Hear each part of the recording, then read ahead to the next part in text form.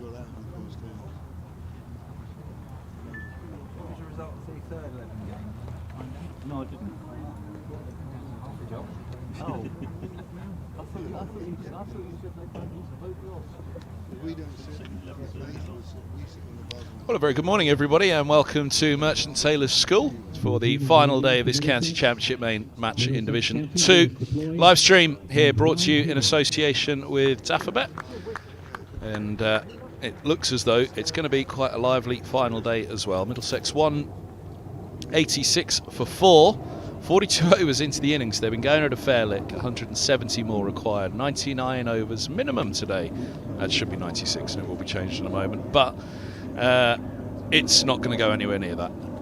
It'll be half a day, one way or another, you'd have thought. Looking at that run rate, it's been a quick scoring ground all the way through. Kent will hope that it'll be quick wickets this morning and that it doesn't even get close. But 186 for 4 is a position that Middlesex probably would have taken at the start of the innings. I'm sure they would have indeed, because they have a chance. They have a real chance, and 356 is a very tall order at any ground, but at an out ground as well on the final day. It's going to be Matt Milnes then with the ball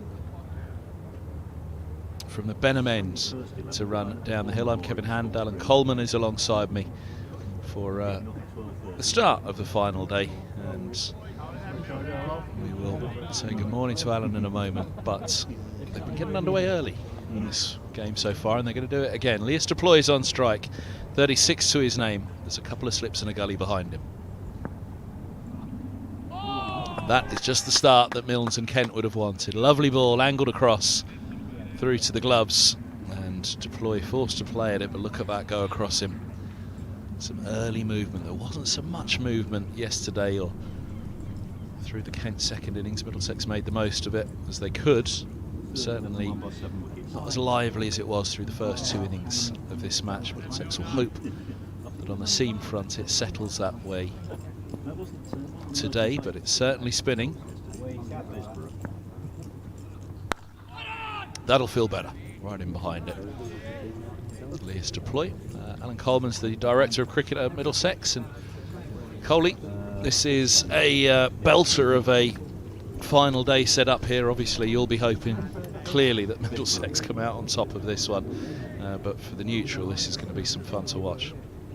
It will be. Good morning to everyone. And that first ball of the day really showed the challenge that is in front of Middlesex, and Lias Deploy this morning, 170 doesn't necessarily seem a huge amount to chase,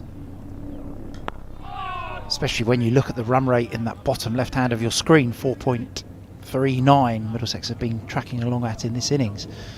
But the seam movement, we've seen some bounce. Ekansh Singh got one to bounce at Sam Robson last night. We've seen a couple keep low, as you would expect on day 4 on a pitch that's been sat in the sun and in the wind for the last 3 days of cricket. So a fantastic day of championship cricket ahead of us all. And that man on screen, Milnes, outstanding in the first innings. We'll be hoping to play a big hand here for the away side. No, not with that angle. We saw that first one go this morning. You really need to be straightening it. You do. That ball just going across Deploy there. Not threatening the stumps really, but again just showing that challenge that Milnes is going to pose here. Other bit just into kind of consideration here is no team have played any 4-day cricket now for quite a long time. So we obviously had the 1-day block, we've had the T20 block before then. So bowling on day 4 in a championship game is going to be a challenge. First runs on the final day. It's Deploy off the mark with a single. Keep your eye as well from a Kent perspective on Matt Quinn. He was a little bit stiff and sore yesterday. I think he is out there this morning. It looks like he's down there at deep backward square leg to the right hand of Ryan Higgins, but there were some question marks over whether he was going to be back out there today or not. Obviously the injury substitution couldn't be made because Kent would have had to have committed to that before the start of the 3rd innings, which they were batting. But lots at play here across this fascinating day of championship cricket in front of us.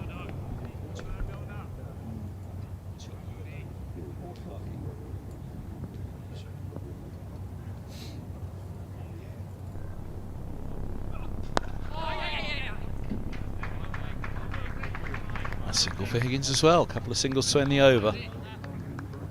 Just the 168 more to win for Middlesex. 188 for 4. You kind of put it into that, you say 188 for 4, 160 more, right, get it down to double figures, but ultimately a target of 356. I guess Middlesex almost needs to shut that out of the mind, because it is a monstrous chase on an outground as well that often supports the bowlers. Yeah, the target very much is 168 more runs without losing 5 wickets or less. And there is that man that I was just talking about, Quinn.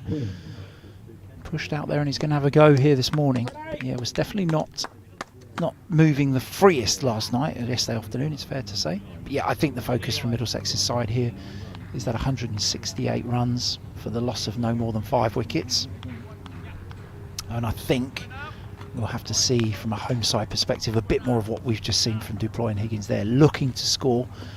It isn't a pitch that you can necessarily just bat time on, as we've seen. Ben Compton probably the only player in the game so far who's managed to kind of take the scoreboard out of the equation and bat for a period of ball. But Quinn into Higgins here. Look for a couple. The deep square's back and they'll come comfortably back for 2 indeed.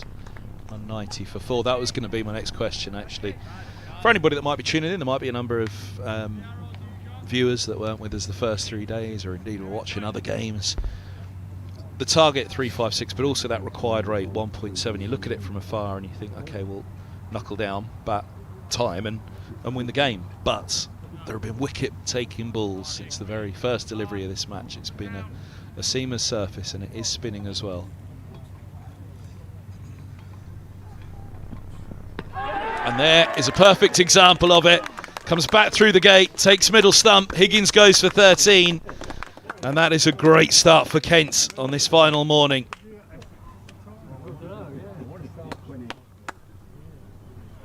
Timely, really, based on everything we've been saying. This ball from Quinn just nips back and stays low, as you would expect from a day 4 pitch that's been drying out. Not much Ryan Higgins could do there. But does give an indication to the Middlesex batters as to how they need to approach this moving forward. But a very good piece of bowling from Quinn. Done for 13 then, Higgins. Middlesex 190 for 5.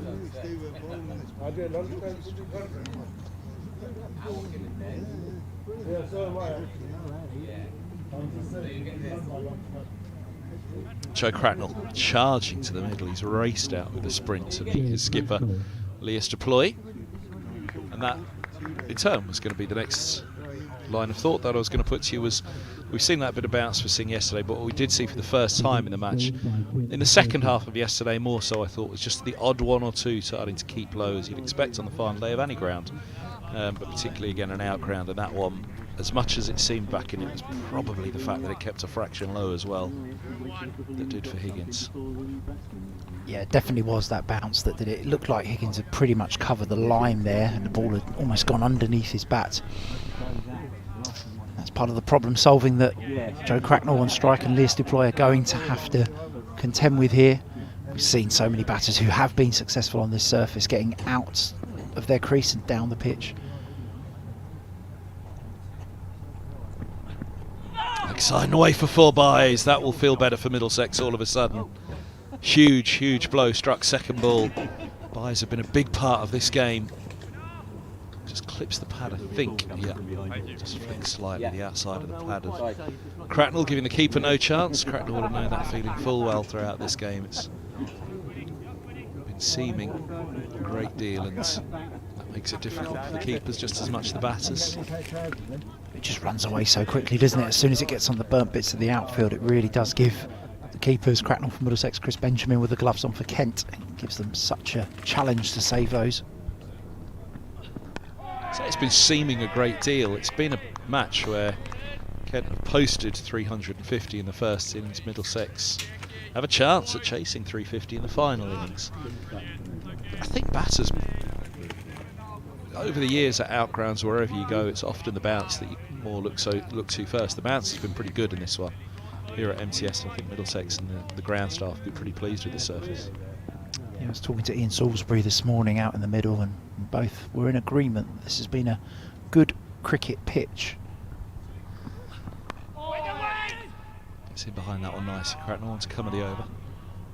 And what we mean by that is when the bowler's got it in the right area, there's been some assistance, there's been some seam movement from a good area of the pitch. But as soon as the bowler has missed short, wide or full, the batters have been able to cash in. And with the lightning speed of the outfield as well, that has really emphasised the good nature of this cricket pitch, a bit in it for everyone. And that's what's making it such a fascinating game to watch.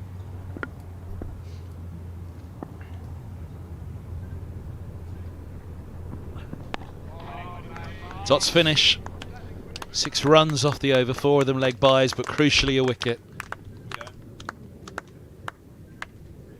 Higgins the man to full.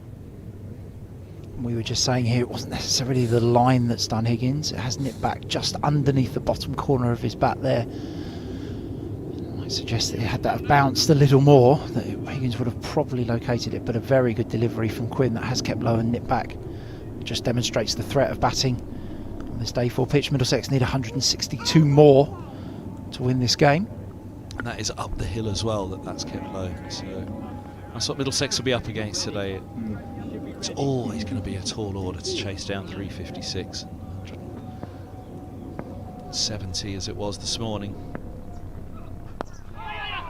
Makes this wicket, that of Leas, deploy all the bigger now for Kent. You fancy in a situation like this that you'd hope at least one of the 2 overnight batters would be there at the end. Middlesex will be praying that deploy can see this home somehow. 38 from 56. Incredible first class average, all round average in all formats for Leas deploy, the captain of the side. He more than anybody will be determined to do this. Cracknell likewise has had a good season. He and deploy had a fine partnership earlier this season. First evening of a game against Lancashire at Lords, and they scored at an unbelievable rate to put Middlesex into a really good position. That's a lovely shot. Well, that gets Cracknell off the mark, and again, that will just lift the confidence after the early wicket for Kent. Shot of the morning here from Joe Cracknell, full from Milnes. Cracknell just leans on it really, not a full flowing blade there, just a punch back up the ground. Bell Drummond at mid-off. Nothing he could do about that as that ball races past him and up the slope for 4 runs.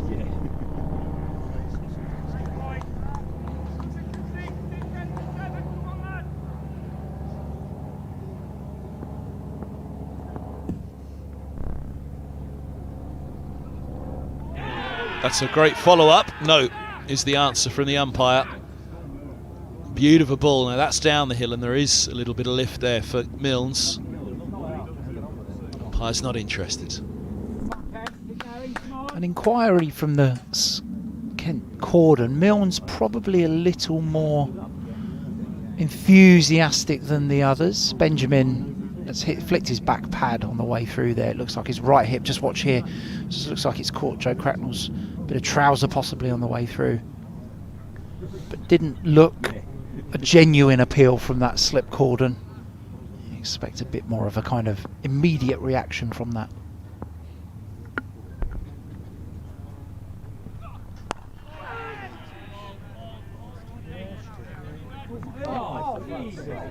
All buzzers.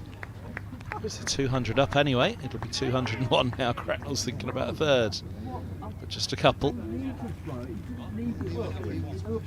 Apologies, it was buzzers for 1, not for coming back for the second. So it is 200 for 5. 156 more.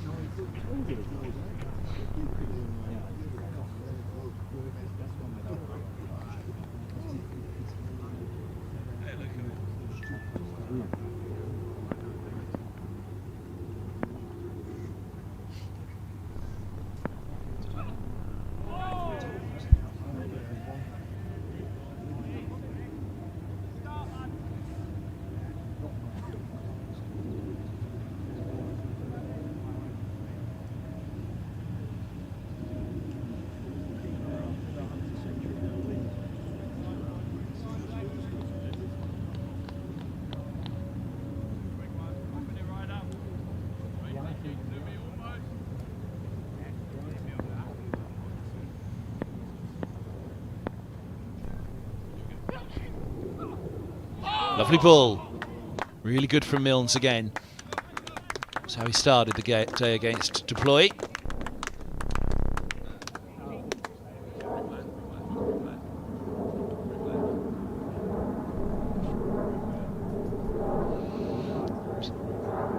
Seen a couple of these from Milnes, just taking the ball across Deploy. Keep an eye on Deploy, getting outside the line and outside the crease as much as he can to cover those stumps. Makes that angle of LBW very difficult with Milnes taking the ball away from the left-handed Deploy.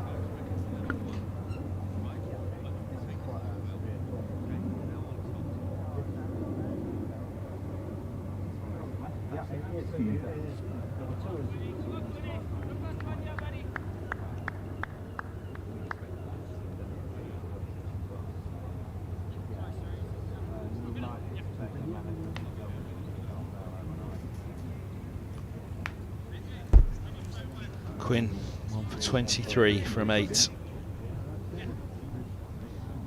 First wicket of the day, and keeper's now going to stand up. Coleman's alongside myself. Kevin Ham bringing you the commentary this morning. He spoke about batters getting out of their crease to negate movement. Here's the response by Kent for Cracknell to keep him in the crease. The keeper's up with the helmet on.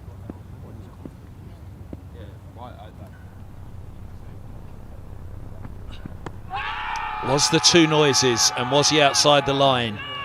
There's 2 areas of doubt. That doesn't mean it was not out, but the call is indeed not out. Yeah, definitely. Don't know if it was picked up on the effects mic, but definitely a couple of sounds here. That keeper up, working immediately for Kent Benjamin, putting pressure on Cracknell to stay. And it's definitely a big inside edge there. Good decision from Suri Shanmugam at the lake end. Thick inside edge for Cracknell. But just shows the challenge of the keeper being up, keeping Cracknell back in his crease.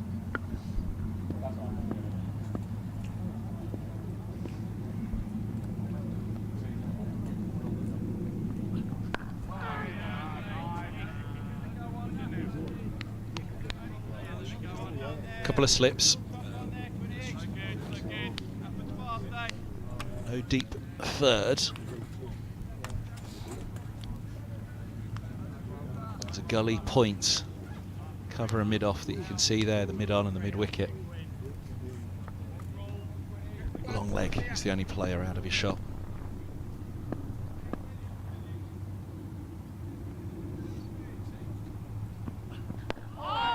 Good again from Quim. That's going to be their game now as well. Kent will be thinking about that run rate, 4.4. It's, again, a simple game, isn't it? Just keep hitting the top of the off stump for Kent. Hope that there's a bit of seam. Yeah, I think the figure that Kent will have in their head is as soon as it gets below a 3-figure chase, then they might have to start protecting the boundary a little more. We've already seen for Deploy a fielder back at deep square leg as a traditional ring field for Cracknell, who's new to the crease, having faced 10 balls. Now, from one that kept a fraction low to Higgins, that gets a little bigger. Up the slope from the lake end.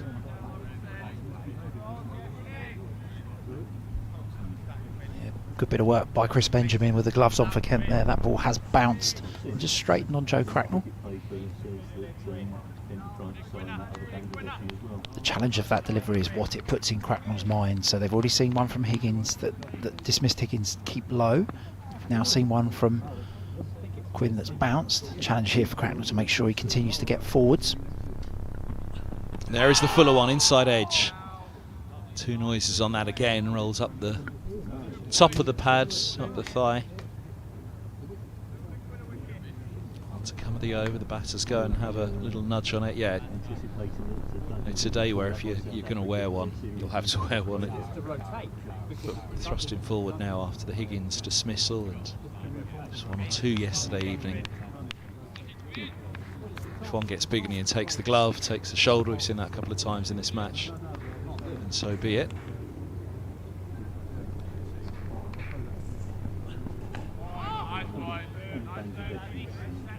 Dots finish. It's a maiden, and it's 200 for 5 to 46.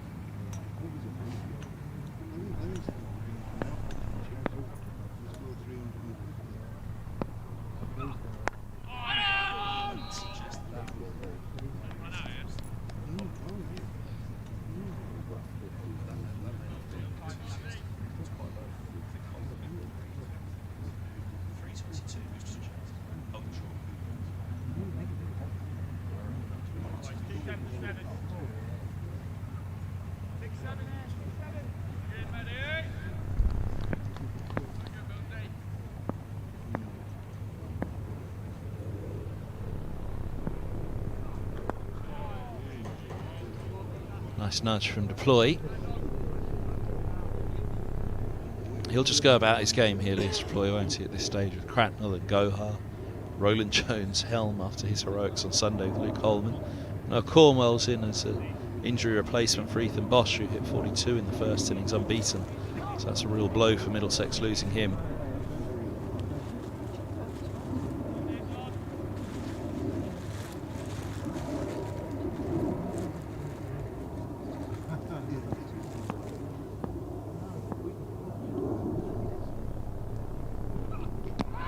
Two noises. Was it bat on pad?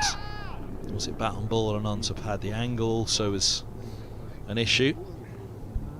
Yeah, I think a number of issues with this one. There's certainly a bit of wood in that. Ball seeming backing quite considerably to Cracknell there. Hits him high on the front leg on that front pad. Mark Newell, umpire at the Benham end, not really interested in that. But a reminder from Kent to the Middlesex batters that they are probing in and around the top of the off stump.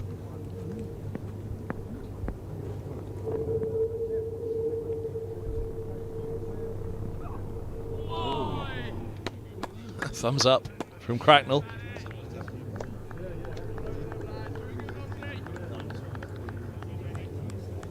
With a bit of seam movement away.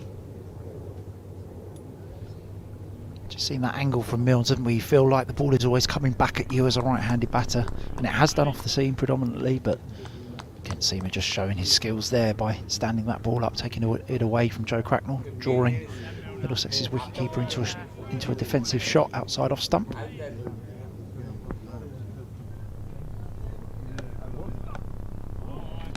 Be wide.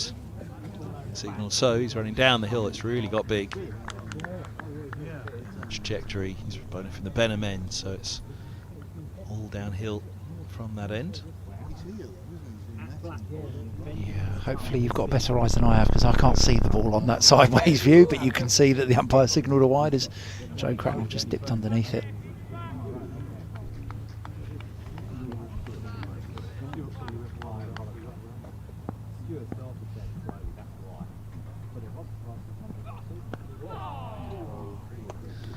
Well, that'll be 4 more. Over the top of it, Cracknell, it's a thick edge. And you'll think that if Middlesex are able to chew into this Kent lead a little more, this might be the first area that the away side look to protect. Thick outside edge from Joe Cracknell there, runs away along the floor down to third man.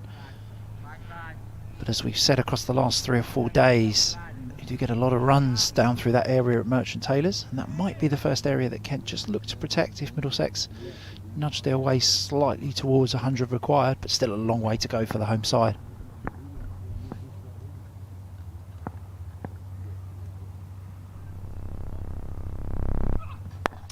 Clipped through mid-wicket.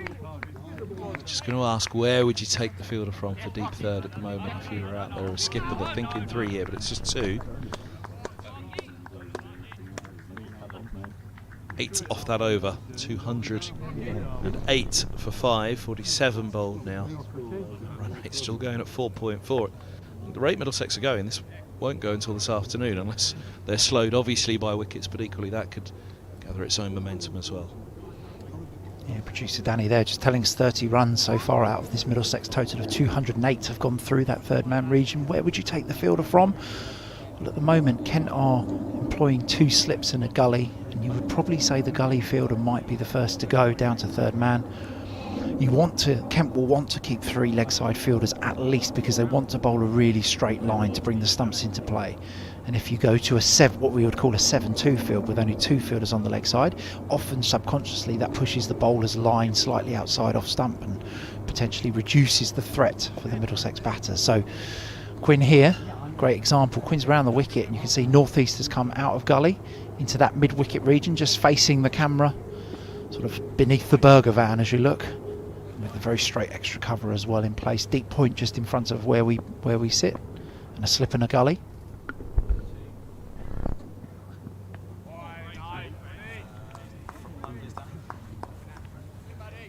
The shape on that one.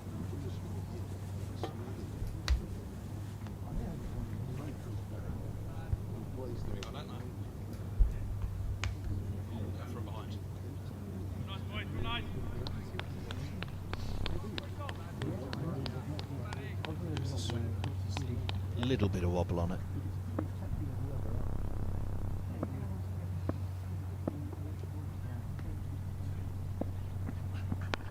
And angled in next ball. So you'll see here, traditionally when you grow up, you're taught to take middle stump as a batter. Look at Lewis Duploy's left toe there, a long way outside off stump. So with Quinn round the wicket, Duploy is taking the stumps and the LBW out of play. What that does mean though is that Duploy's got to be watchful of the ball outside off stump that he will be playing at, that he would traditionally leave if he was in a more conventional sort of middle stump guard. There you go, targeting those pads again. Brings the single. There's also an illustration there of what you're saying about the deep third. If you go to the 7-2 field, all of a sudden you're subconsciously bowling that little bit wider outside off. Clearly, with that Higgins dismissal, Kent are going to want the stumps in play all day long here, and around the wicket to deploy there. It is a good tactic, I think, by the skipper, isn't it? Because he knows they're coming at those stumps, so he's backing himself to get bat on it. He knows if it's inside the line of his eye, get bat on it. Yeah, definitely, and he knows that even if he's playing a shot, there's a good chance he's going to be outside the line, so shouldn't be out LBW. Bit of lift. How much are they making of it in terms of the keeper standing up? Yeah, definitely a bit of bounce here. Ball has left Cracknell and it has carried through nicely. Benjamin would have been standing back, that had carried through beautifully to him, but he's up, making his life harder, but doing a good job for his side with the gloves on.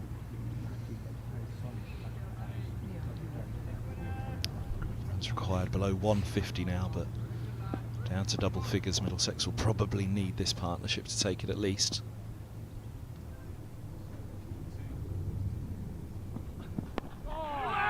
It's one of those mad things in cricket, isn't it? It shouldn't particularly affect things, but once it is down to double figures, the runs just do seem to tick down that little bit quicker if you are the fielding side. They don't if you're the batting side, of course. But And of course, and you're right, and of course Kent don't need to make any moves at the moment. They can keep fielders in the ring, continue to build pressure.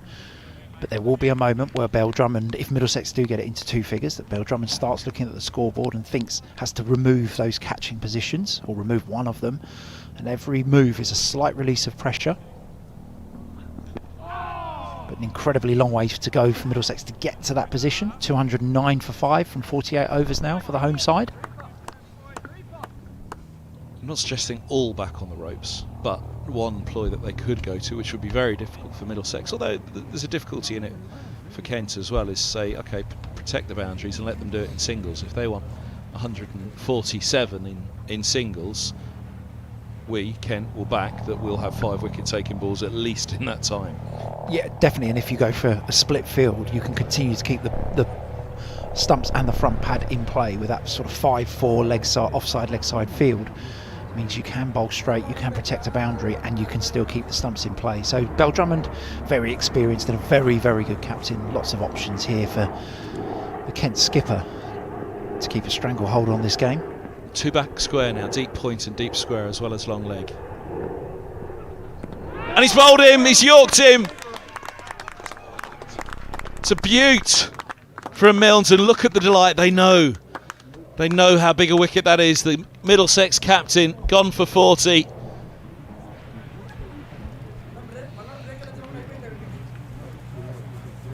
And a play on from Duploy there, that ball angling across, very, very full, thick inside edge, just catches leg stump. Unfortunate for Middlesex's senior batter there, as that ball just ricochets into leg stump. Good full delivery though from Milnes. Middlesex 209 for 6. And that's a big moment in the match. Here and now 3-6-5. Amplifying brands in the UK. Both the overnight batters gone. Deployed up for 40. Higgins the first to go. So Cracknell 11 from 20. Zafar Gohar comes out, and we talked about Middlesex probably needed the last pairing to take it down to double figures. This two almost definitely have to now. They've produced one stunning comeback this week, Middlesex, from a desperate position in that semi-final against Durham Lightning. Could strike twice, but I'm sure they would much rather that these two settle down and get it very, very close rather than leave it to the likes of Roland Jones, Helm And Noah Cornwell. Zafar Gohar, of course, did thump that 6 last season at Lords. In a remarkable chase that day as well to beat Kent, put the ball into the grandstand, I think off Parkinson.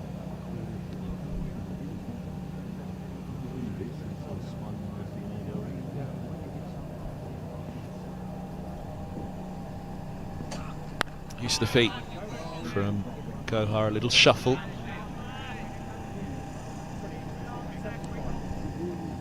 It was now Cornwell maybe that was on the mic yesterday or the day before. He was saying that Zafar's been one of the better red ball batters this year. I really enjoyed watching him bat. His calmness personified, isn't he, Zafar Gohar? Obviously played very well in the reverse fixture in that first innings, him and Max Holden. Fantastic partnership which pulled Middlesex back into that game. Gave us very slight first innings lead. That was a great ball. I don't think he shuffled as much this time, did he? There was a little shuffle, but that's the difference in method you'd expect to see from Gohar and Duploy. Duploy across his stumps, trying to cover the line as much as possible. Gohar very much a different style. He will sit more leg side of the ball. That's because his scoring shots are generally where he frees his arm through the offside. Higher risk than Duploy's method, but also higher reward if he is able to get bat on ball.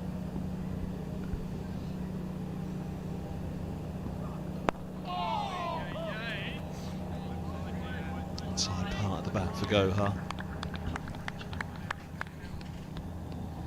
147 needed more from Middlesex, and I think the breakdown of that you'll be looking at now. Obviously, the initial plan would have been Higgins and Duploy to score the bulk of those runs. Then when Higgins goes, you think Duploy's got to get 100 for Middlesex to win this game. Now, you would think Cracknell with 147 to go. Cracknell's got to get half of those, you would think, from this point. He needs to be 17 not out here. If that can be supported with some contributions from Gohar, Roland Jones and Helm, then that will be how Middlesex can potentially navigate their way to victory here. But a very tough ask for this lower order. Milne's going to come around the wicket here. As we said, Gohar sitting leg side of the ball, so this will expose Gohar's stumps even more from this angle.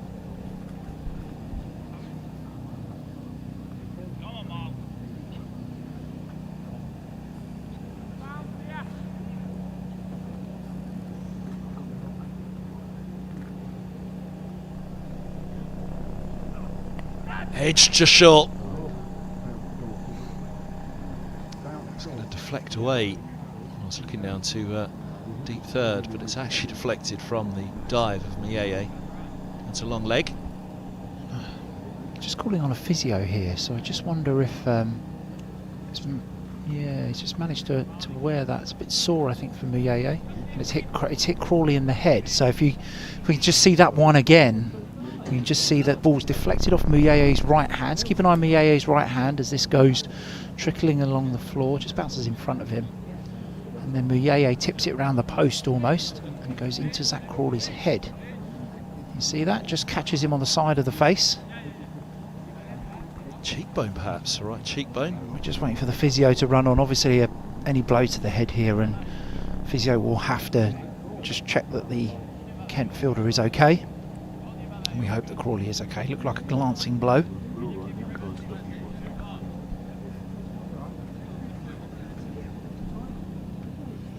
Yeah, that was, he's smiling. He's smiling, talking to the physio. He looks okay. I think the only real danger to him there would have been actually a cut on the cheekbone of a boxer taking a blow there.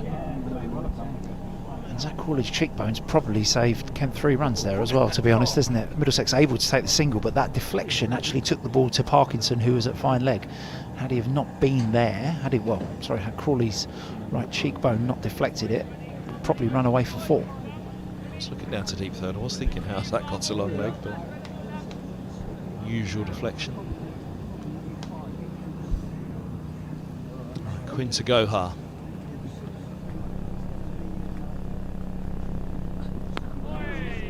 Say Zafar on the screen for Kent fans watching, but he wears Gohar on his back.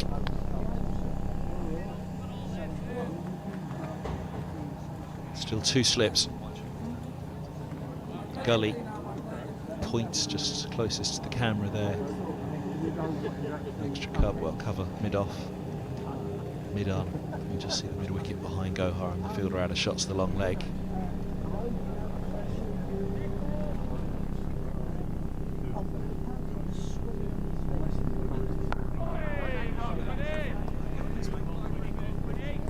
Just talking about Elias Deploy's set up to Quinley's tactic. There's that middle stump line that you were talking about for a left-hander traditionally. Yeah, Zafar very much more of a traditional guard, middle and off, slight shuffle across. As I said, Zafar definitely wants to open up the offside with his scoring shots. Looks to throw his hands through any width that Quinn might give him here, but Kent been incredibly disciplined with their line this morning.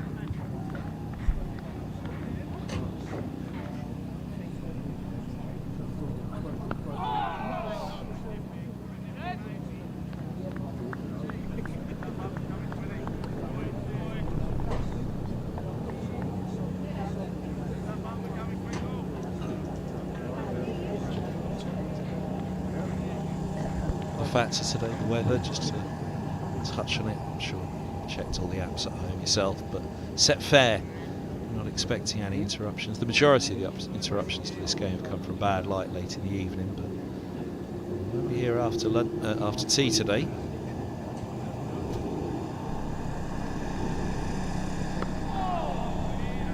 Middlesex's next fixture at Merchant Taylors, that will obviously be a 10:30 start because it's a September game, so that bad light that we've experienced sort of 5:30, 6 p.m. won't be as in play in just under about 10 days time when Middlesex start the next 4-day game at Merchant Taylors against Lancashire.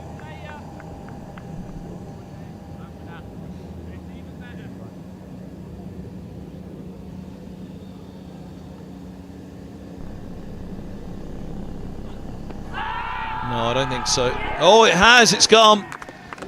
Well, Gohar stands with his hands on his hip, but that angle, the umpire was happy around the wicket. Was he outside the line? Felt to me at first as though he was. We might get a better look from the other side here, but you see the angle of the delivery from Quinn. Ball's always going to be coming from wide, right arm round. Ball's nipped back, it's hit him above the pads, so height probably coming into question there as well. Zafar Gohar, disbelief as he's given out. 210 for 7 Middlesex. And that's a big moment in the match. Here and now 365, amplifying brands in the UK. Possibly was better than I first realised. I thought he was further across than he was. Gohar, but potentially height was an issue, but the scoreboard says Gohar was LBW, and that is what he was. Umpire's decision is final. Quinn 2 for 24. 210 for 7. Not quite last chance saloon just yet, but with every partnership that comes and goes now, Middlesex really need a sizable chunk taken out of the 146 more required. More than capable, Roland Jones. Some heroics over the years. Always Scarborough will spring to mind above any other innings from him, but saw some pretty big shots in the first innings here as well. Middlesex need an innings of longevity here from Roland Jones, really.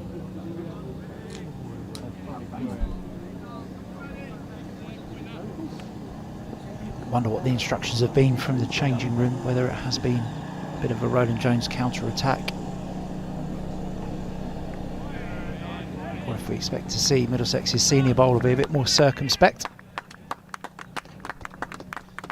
50 done to 10 for 7. This was the wicket of Gohar again. Just watch that off stump. It'll disappear in a moment. I think, yeah, fine that it hits in line, but the height of it there, it's hitting high up in between the legs. And that will be Gohar's disappointment, I guess. As we see here, did it roll up the pads or no? It was high up on that back pad. That was, I think, in the end, what will be the greatest disappointment on that one. 210 for 7. Height certainly the question mark there, but good enough for Surrey Shanmugam. Thought that that was going to be clipping the top of the middle stump or the bails. Disappointment for Middlesex. And a lot of on the shoulders of those two out there in the middle. Joe Cracknell, Toby Rowland-Jones.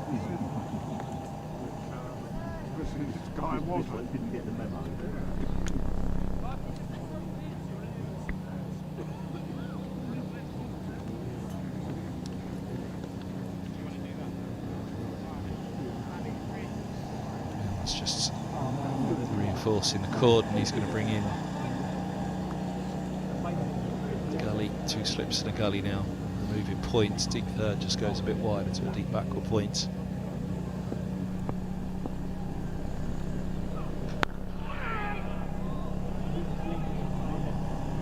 Cracknell to full, then it could be a Rowland-Jones special, but at the moment you'd feel it's probably got to be the supporting acts from Rowland-Jones. As long as Cracknell is there, give him the confidence that he can hang with him.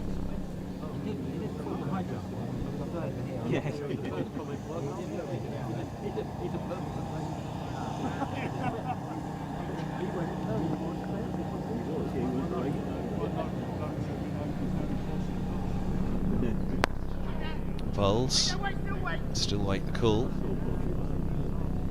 Drummond coming around.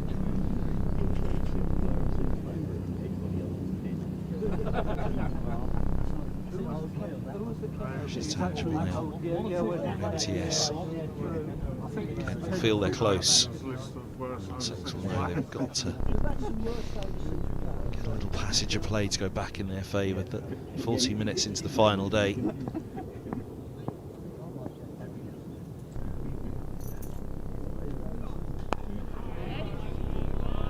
Milnes here into his 5th over of the morning now. 8 overs gone so far. 4 for Quinn, 4 for Milnes. So you would think that he might have 6 or 7 in this spell. Been a huge threat all the way through the game. The Kent Seamer on your screen there. Maybe that's just something in Cracknell and Rowland-Jones's minds here, is 3 or 4 more overs of this pair. If they can navigate, then it will be Dudgeon and you would think Akansh Singh to follow. Sharply back into him, takes him up a little, but he's played it well. For the single, Cracknell. Was it just the angle? Did he go wider on the crease, or was there a little bit just coming back into him? Yeah, Cracknell just hit the outside half of the top of the bat there, didn't it, as he came across the ball. Drops into the offside. I think it has been that angle from Milnes. You do get the sense when you see those images of him running towards the camera, the batters do feel that ball is always coming back at them. Such is the skill of the Kent Seamer, able to get the ball to go away from the right-hander as well. Well, we talked about a Rowland-Jones special. That's one of his exceptional drives, flowing back from the tall man. Perhaps a little sign of things to come there. Slightly too full from Milnes. It's probably one of the first he's missed with all morning. He's been relentless with his length. Rowland-Jones throws his hands through that beautifully controlled extra cover drive. Runs away for 4 runs. Got the target below 150. It's now 141. It feels as though they've been stuck in that 140s more to win for a while. Shot but no run, I don't think. Good tumbling stop there by Quinn at mid-on. 5 off the over, 2:15 for 7. Yeah, a couple of wickets back not long ago. We were talking about could they get it below double, into double figures, below 3 figures. So they've been stuck in the 140s for a while now, which has just changed the momentum of everything, and it is somehow put the brakes on Kent for Middlesex, hasn't it? Most certainly has put the brakes on. Another thing just to bear in mind here as a Kent supporter is it does say -4 on the over 8 for Kent. So when the bowling change does happen, you do wonder if that might mean that Bell Drummond, captain, goes to Parkinson rather than double seam. With the points tally so tight for all teams in this division. We saw Middlesex supporters saw with Nottinghamshire a few years ago. As it nips back. In a game at Lords. I think Nottinghamshire lost 5, didn't they? -5 they were on the over 8 in that game. Ended up losing 5 points. And again, Gloucestershire, first game of the season, ended the game on a minus at Lords with a slow over 8. And when points are so tight in a division, every point matters. If we're trying to hold out, Ben says no rain whatsoever.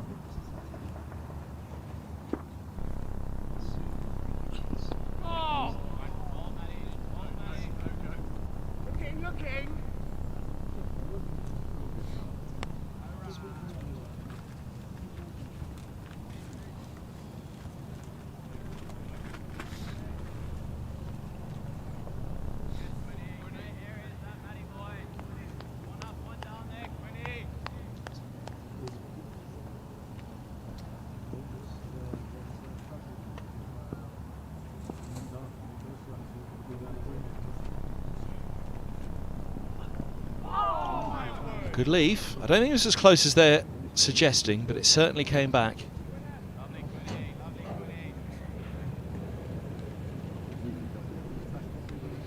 Take another look here. Ball certainly has seemed back, but not perhaps as far as the head in hands from wicketkeeper Chris Benjamin suggests, but all the Kent fielders playing their part there, trying to make sure Roland Jones know that there is a bit of movement in this pitch still.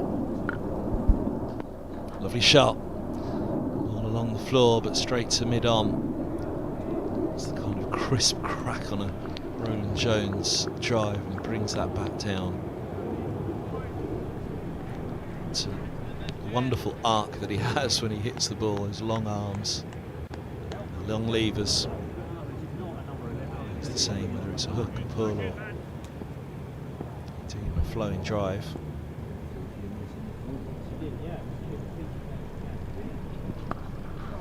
Front or back foot, but again he's picked out point with this one.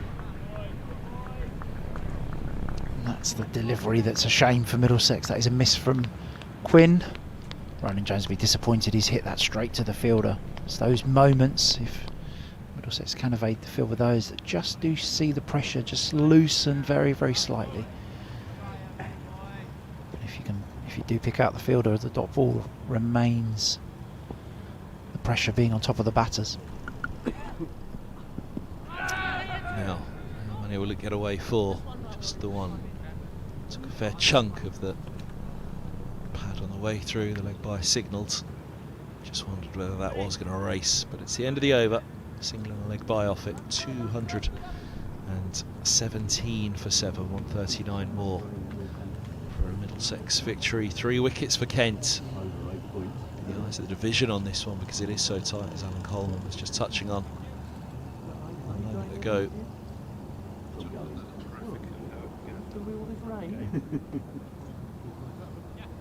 you go, Kent 117 down to Lancashire on 81. Lancashire still to come to Merchant Taylor School. They'll be cheering on Middlesex in this game to tighten it up even more. Down to a third, still to come to Lords.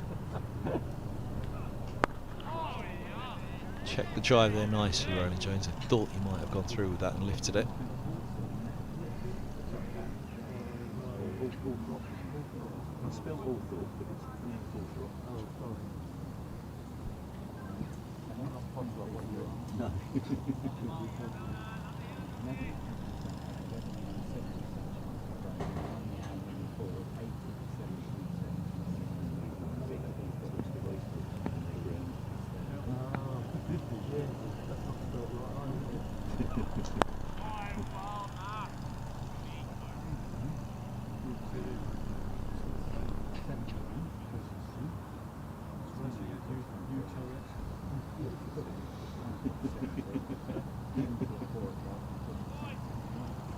Quietness about Merchant Taylors right now, and that is the tension on both sides really. Kent will know that they're close but not there yet.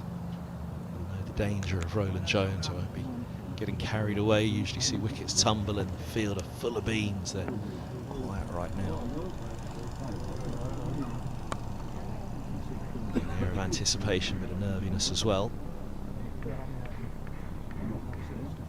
Probably need to see the back of the pair of these to really feel that they're through. They're a dangerous pair, the pair of them, in different ways. Helm is as well, but as long as one of these remains, and indeed as long as they remain together, Kent will be concerned.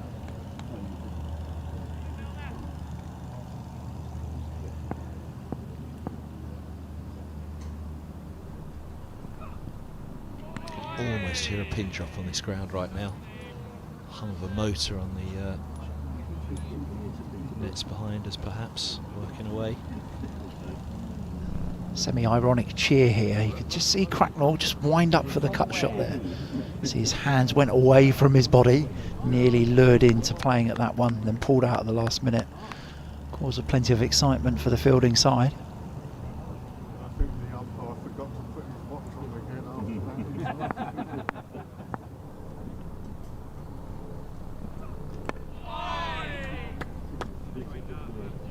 That's got him chatting again. It really is one of the quietest moments of the match, but it's not lack of effort, it's just sheer focus from both sides on this moment.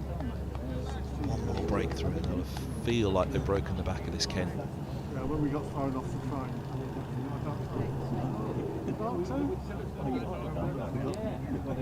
Coming back from Derby, the train got smashed up. Just you and Buddy. No, everyone got found, but I only discovered in Worcester this year that Buddy was on the train and I was as well. Another nice leave. Single off the over, 2:18 for 7, Middlesex. Knuckling down. Stopped the train at And I think that will be the end of Milnes. You can just see on the screen here, Bell Drummond has just given the wave to Dudgeon to follow Milnes down the slope. A pat on the back for Kent Seaman, has been outstanding all game, presented plenty of problems for the Middlesex batters. 5-wicket haul in the first innings. It's this man, Quinn, who's done the damage, or 2 of the pieces of the damage this morning. Higgins very early on, and then Gohar LBW.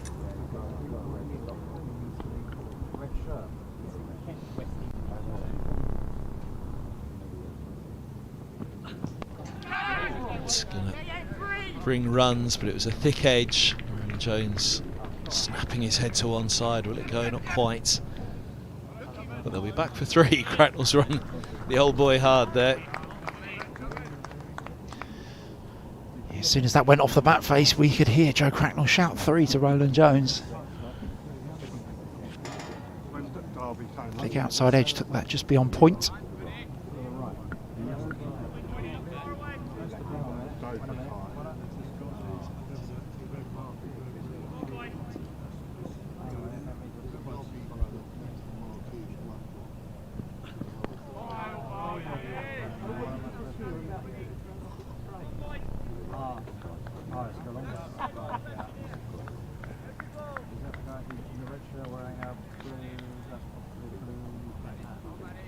Oh yeah. Oh yeah. I shall warn everybody.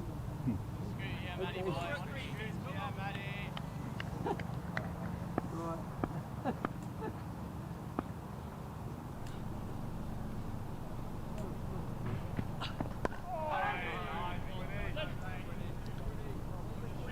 Call from Cracknell. He was solidly in behind it, didn't go too hard at it.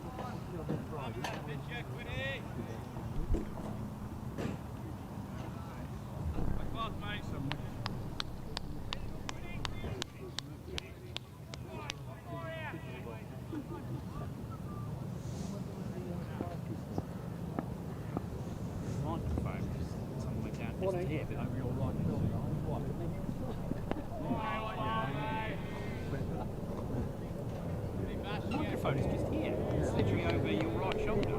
Picking up every single word we say. Cracknell will be full of confidence. Always comes across as a positive character. Always chipper, always got a smile and a warm welcome, a warm hello. Will be up for the scrap, but it is a fair scrap here.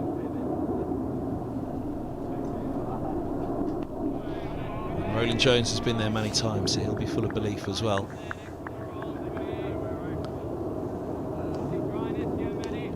But Kent likewise bringing experience in Quinn and Milnes, Dudgeon, Parkinson, and Singh, who was perhaps a little bit of the surprise package in this innings for Middlesex. That bit of bounce he got on a few occasions to pick up some wickets.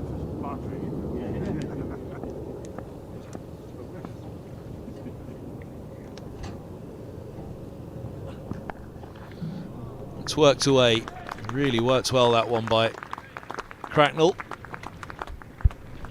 Just got the sense of a little bit of a tired over from that one from Quinn. Obviously found the thick outside edge of Roland Jones's bat first ball. This last one just a drop short of length across his stumps, Cracknell, and whips that into square leg for 4 runs.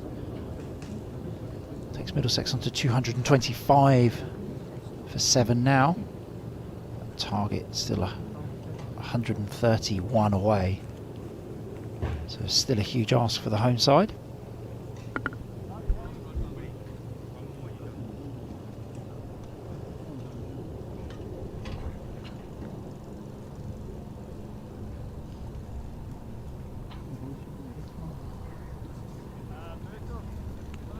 Change of bowling from the Benham end, Keith Dudgeon. So here's the change. Dudgeon replaces Milnes, coming down the hill. Parkinson, the wrist spinner, to bowl up the hill and look for a bit of bounce, you'd have thought.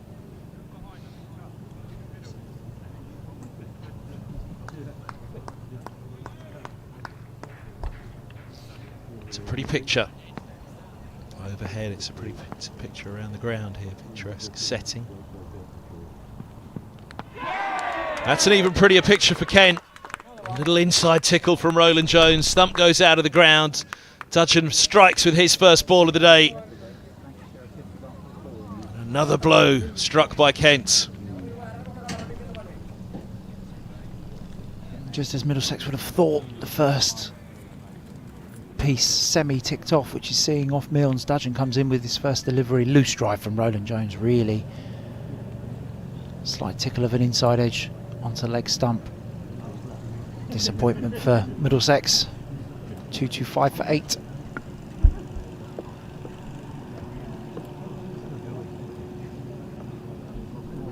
Tom Helm.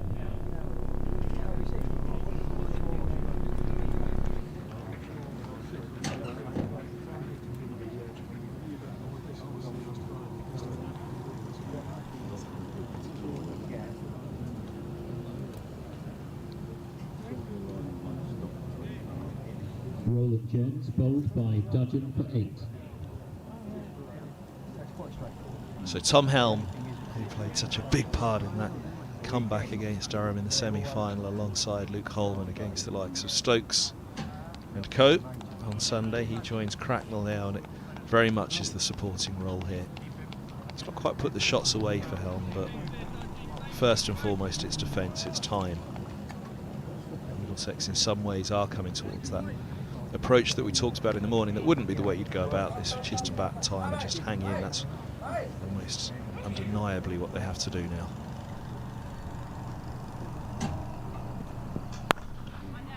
Well, he's in good form, and that is some way to get off the mark. It was just a gentle offering of the full face of the bat from Helm.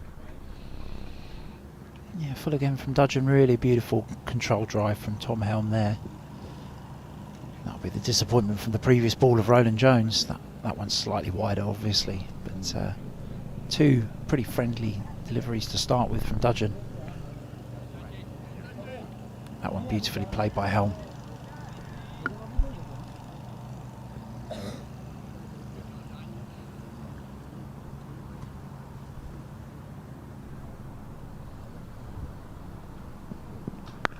And off the back foot now. It'll be 4 more, back-to-back boundaries. No real risk in either of those from Helm, just control punches. Overcorrection here from Dudgeon, short and wide that one. Again, just shows the runs that are there to be had when the bowlers do miss. Unfortunately for Middlesex, Quinn and Milnes have not missed this morning and have built some real pressure. A release there from Dudgeon, 2 consecutive balls. 2 boundaries for Middlesex's new batter. 1, 2, 3 more. Middlesex.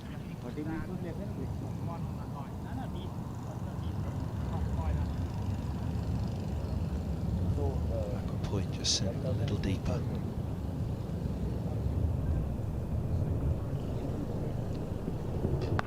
And that's nice from Helm in behind that one. I would have known that Dudgeon would have been razor-like in his focus there to get that ball back on the top of off, and that's what Middlesex will want to see. There he is practicing that defence. There's no doubt he's seeing it like a beach ball at the moment. Tom Helm this last week, he batted nicely in the first innings. Saw him go off for a short net this morning.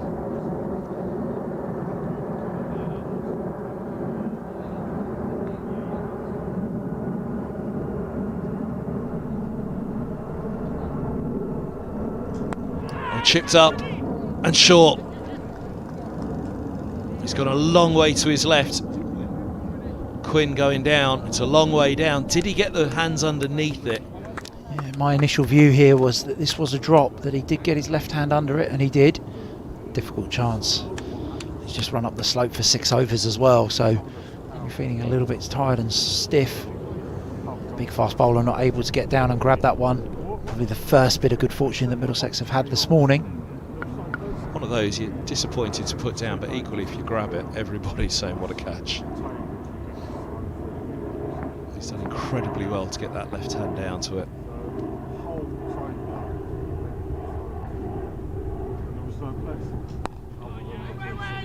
Wait, solid from Cracknell. 234 for 8. Possibly be Helm's danger at the moment is that he is seeing it so well. You would want a player confident, playing shots and playing his strokes, but this won't happen quickly for Middlesex. They're on 22 now. You wouldn't have thought. It will be a case of trying to keep Kent out there, wear them down, wear this ball down. 55 overs now. Was that just a little stroke of luck that Middlesex need to get something going this morning? I said I felt that Quinn looked a little bit tired in that last over. He's going to have his 7th of the morning, the slope here. He's been very effective this morning, been very disciplined. Just that one real miss, which was the last ball of the final over he's bowled. Tiny bit short, but apart from that, he's been relentlessly challenging the forward defensive of Middlesex.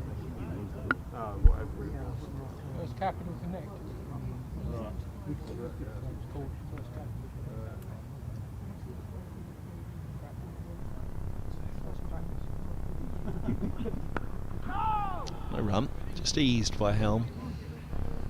You just know when a player's looking good, feeling good. You can just see in Helm that things look right for him at the moment. It seems to be happening easily enough for him, but again, that can also be, especially for a lower order batter, can also be a danger.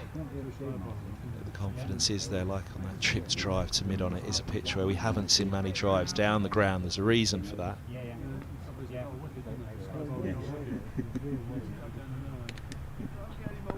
Solid again. That's what Middlesex will want to see. As I say, he had a short net. I saw him this morning, and it's one of those where you don't want to, when you're in the kind of form that Helm clearly is with the bat, you don't want to leave many in the nets. You don't want to use up your good form out back. Yeah, played beautifully with one man from North Middlesex Cricket Club, Luke Holman at Radlett on Sunday for his 40 or 45 deliveries. He's hoping from a Middlesex perspective that he can build that partnership with North Middlesex Cricket Club's other man, Joe Cracknell. Lovely clip. Didn't go too hard at it, but he will get the boundary.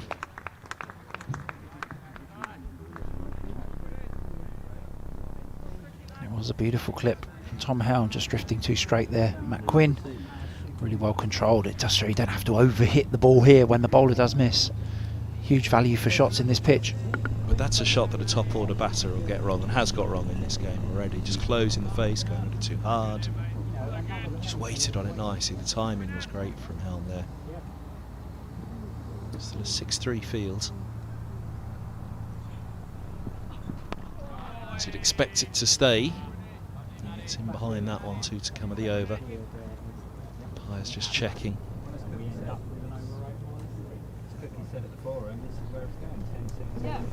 I do think if you're Captain Bell Drummond here, you might be looking at this being Quinn's last over and maybe Parkinson coming into the attack. Leg spin against the lower order is never a bad option, even though the pitch has offered for seamers.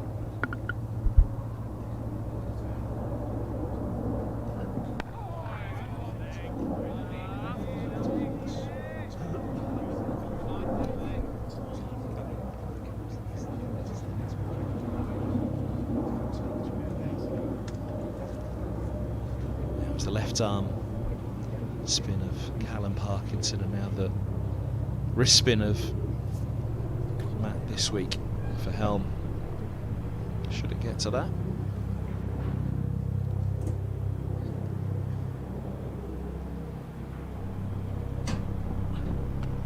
Good leave. 4 off the over, 56 bowled to 38 for 8. There's that factor as well you touched on about the last time that these two sides played a 4-day game was at Canterbury. It was a long while ago now, so there will be a little bit of legginess about Kent at some stage if Middlesex can keep this going, keep them out there. The pitch ever softening. It's unlikely we'll get to an 80 over mark in this innings. It will probably be done one way or another by then, or very close to at least. But by mid-afternoon, if Middlesex can keep it going, then Kent's minds and legs will be getting tired. Here's Dudgeon, who struck with his first ball of the day to get Roland Jones.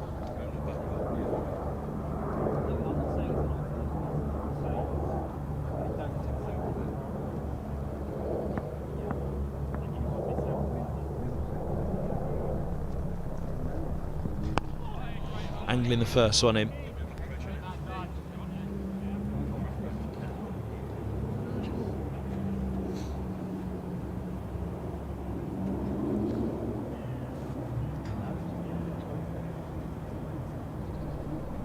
Couple of areas of frustration for Toby. One, he'll wish he had a look, so there's just that little bit of movement back into. I think you see it more from the other end, which brings that inside edge. His eyes probably lit up out of the hand at first, but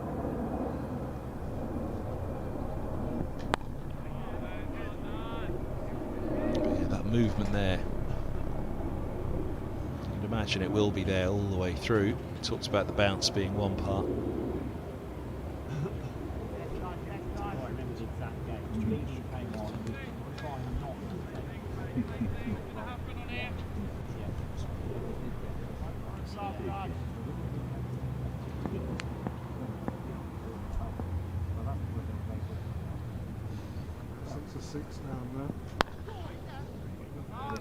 That shot again, Cracknell. We talked about shots down the ground, that we haven't seen that many drives, full-blooded drives, unless it's a very, very full delivery for the batters to feel confident on. Similarly with the clip there, it's just that close in the face, whether it just lifts slightly, which holds the timing of the ball coming onto the bat, or whether it seams again, just changes the line and you close in the face. It's been a good cricket wicket for both batters and bowlers, but that is just the area where batters won't go too hard in this one. Try not to. That's close. Shake of the head. He's falling across slightly, hitting Cracknell. Yeah, angling from Dudgeon, nipping down, missing leg stump. Good decision from umpire Mark Newell. That's the threat that Dudgeon has with this movement off the surface, as we've seen all the way through the game. Slightly on the high side as well, wasn't it, that one? A little bit of both.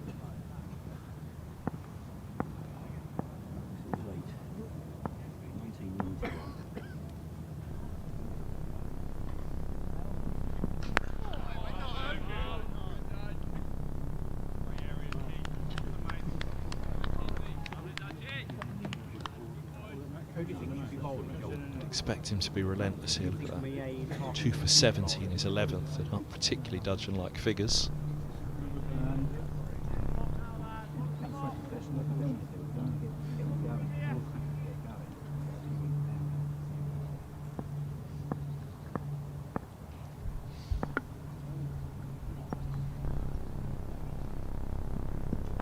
Use of the feet to negate that movement.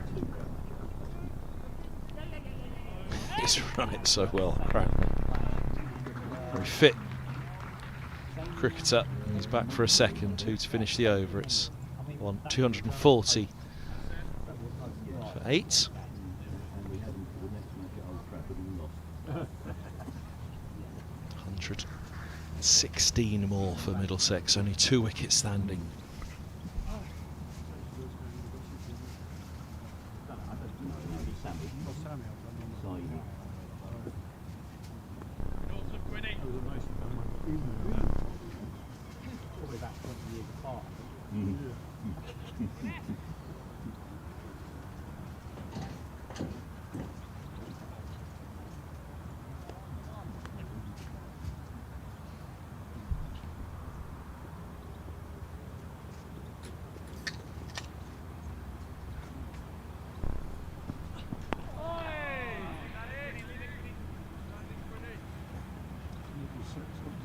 Flings somewhere.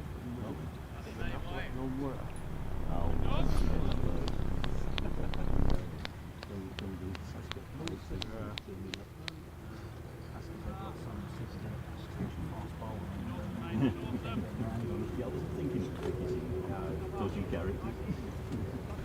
It's just checking the field, and they are going to make a change to it. Deep square was Milnes. He's coming up to mid-wicket. Dudgeon's at long leg. He's coming around to deep backward square. So still a 6-3.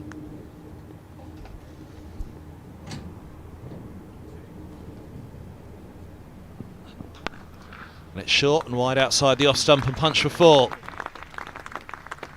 112 more needed. Beautifully timed piece of timing from Tom Helm, wide from Quinn. A rare miss this morning from the Kent seamer. Too much width on offer for Tom Helm. Throws his hands through the ball beautifully. Extra cover for 4 runs.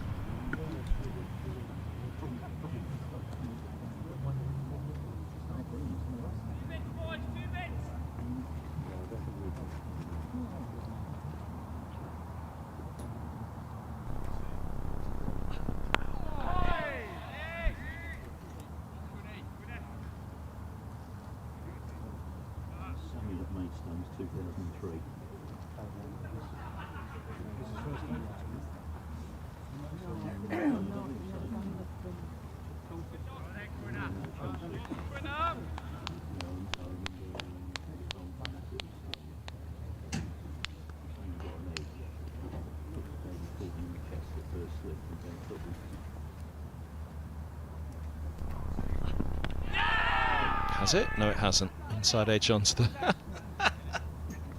But that's for something in the end. Inside edge onto the pads, just rolls away past the off stump. Thought it had gone through. I thought it was the death rattle for Helm. It's gone through the legs of Benjamin. There was very belated. How's that on the LBW? Actually, there wasn't bat involved. I thought it was an inside edge. It was top of... There wasn't really appeal there either, was there? It was. I think everyone was expecting that to be bowled. Kent probably forgot to appeal, because I think that was a pretty decent shout. Might have been high, but it was a decent shout. Full defence from Helm. Yeah, I first look I thought inside edge onto the pads, and then it was just the belated from somebody as everybody looked quizzically back. How's that?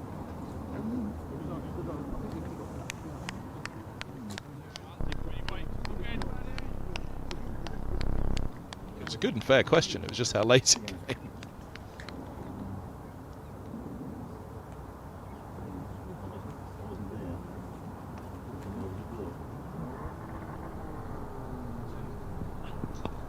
Sides and worked by Helm, worked fine. Deep backward square has been moved around from that long leg position. It's 4 more.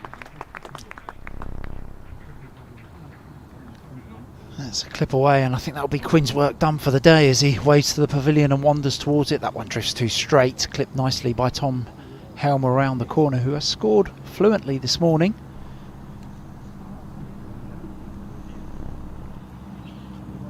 Still plenty of work to do for that pair on screen. Joe Cracknell on the left, 19 from his 41 deliveries. Tom Helm on the right, 21 from his 16. A few more boundaries for the fast bowler. Dudgeon continues his spell from the Benham end.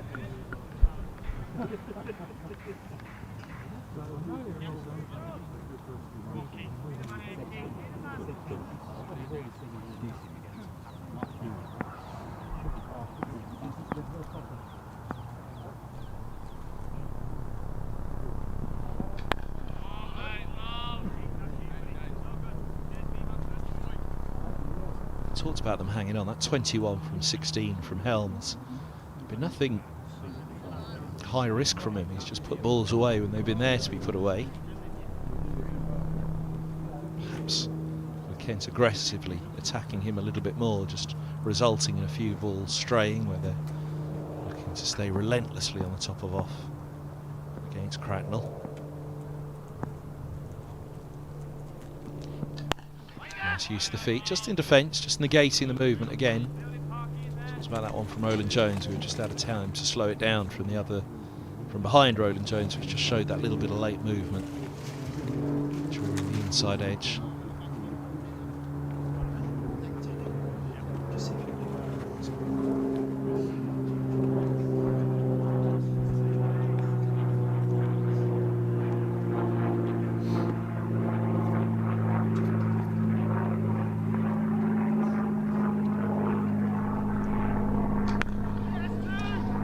Nice shot, this time Cracknell, that'll feel good for him. Will it go? It's just going to be cut off. There is the sweeper Milnes at deep backward point coming around. 2 taken, 250 on the board for Middlesex. 106 more. A ripple of applause around the ground for the 250.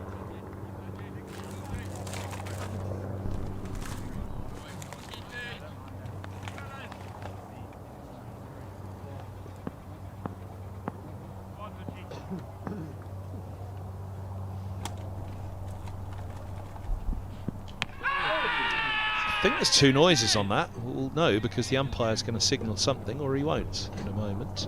Is it a leg by? No, it's a run. Yeah, definitely runs there. You could hear the wood on that. It was, I think, just whether it hit the pad first or the bat first. We'll see from this replay what it hits first. Bit of everything going on there, but you can see where it's hit Cracknell as well, that possibly tracking down the leg side anyway. So keeping a fraction low. Not massively, but... Yeah, jammed between bat and pad. Going down anyway, you would think. Good decision from umpire Newell. Brings Helm, single brings Helm on to strike.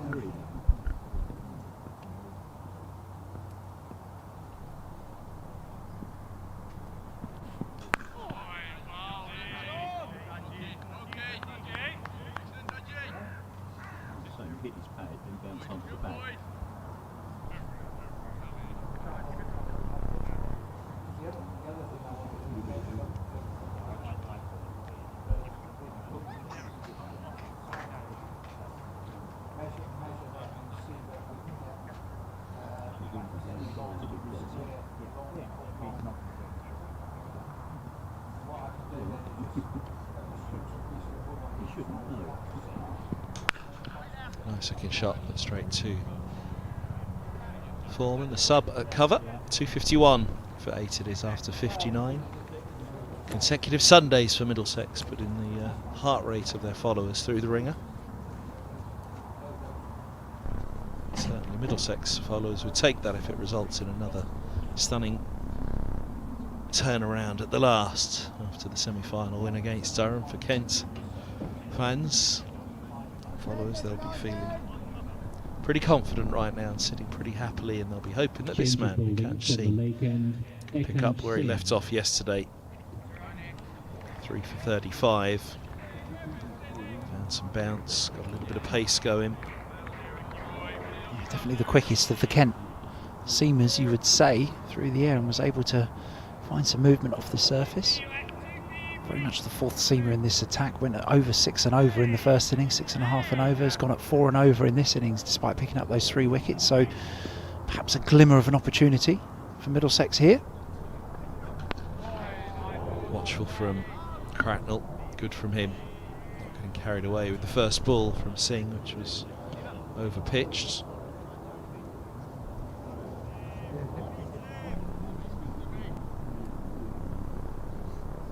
From Singh, nonetheless. Trying to blast those pads off, probably first ball. Just make sure you're on the stump, see if the batter responds, having not faced him yet today.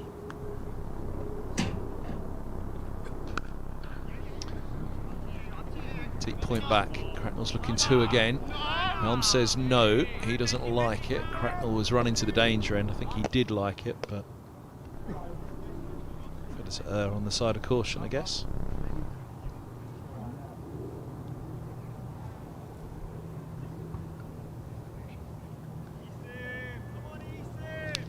You won't be able to see on screen, but Kent's scorer just nipping out of the box to adjust it to -2 now on the over 8. So Kent have managed to get some time back this morning.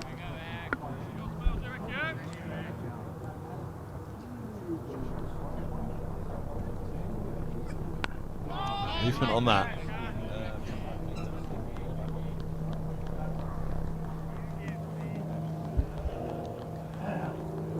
Yeah, A bit more bounce here from Singh. I saw that in the first innings. Yesterday of this fourth innings of the game. Got one to lift to Robson. That one a bit shorter, but still able to get some bounce out of this day 4 surface.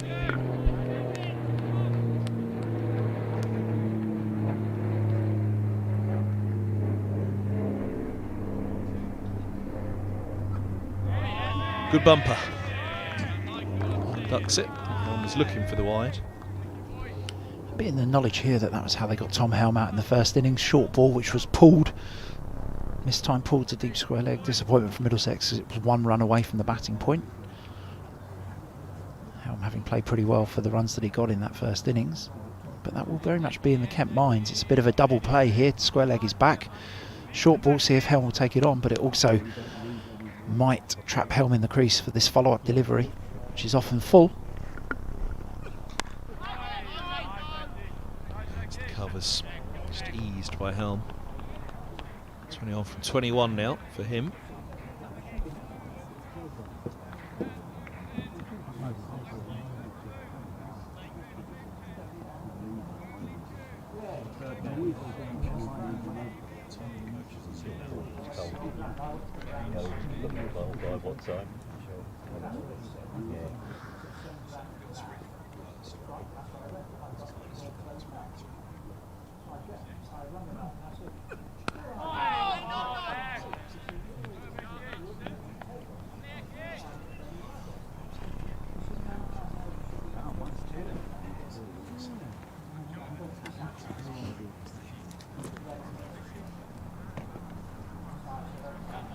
Be a nervy enough bunch there right now.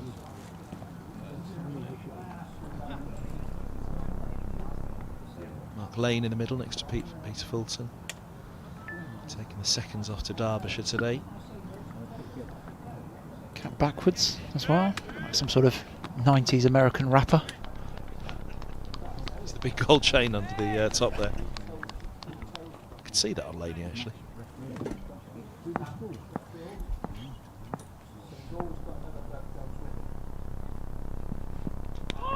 Beautiful ball. Ball of the day, I'm sure. Yeah, lovely from Dudgeon here. Angles in, nips away from Cracknell off the surface. Probably one of those where it hits the bruising of the grass. Often on day 4 you get either divots in the surface where it's soft, or you get bruising in the grass which create sort of semi divots. Probably hit the edge of one of those as well as the seam of the ball. This pitch cut to 8mm, so that dry grass that you can see on it is 8mm long, or it was at the start of the game.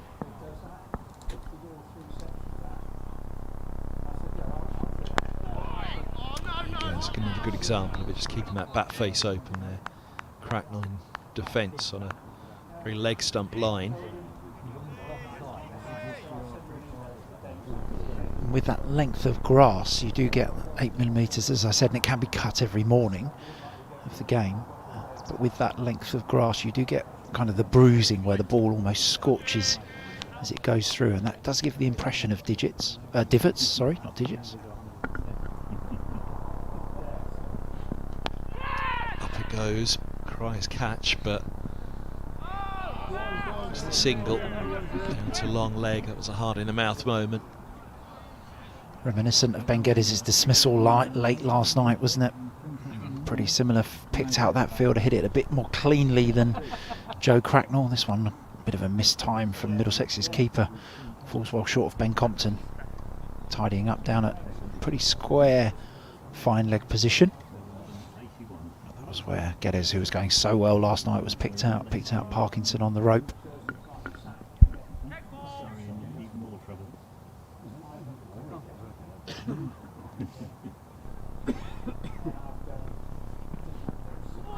Now the one that goes away, Middlesex's hope clearly would have been that sold the ball into its 61st over, not be offering as much assistance to the bowlers, but he delivered a good number of those through the match, didn't he?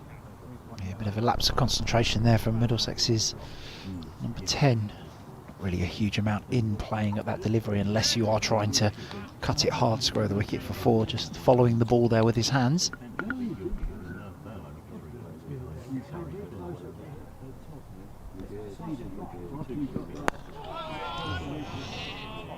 Shape on that again, it felt. Body was opening up, that front shoulder, front hip. I was just trying to work that into the leg side, as you can see, and the ball straightens on him off the surface. Unless it's very full and very leg side, as you've said this morning, it's best just to try and hit the ball back down the ground on this surface.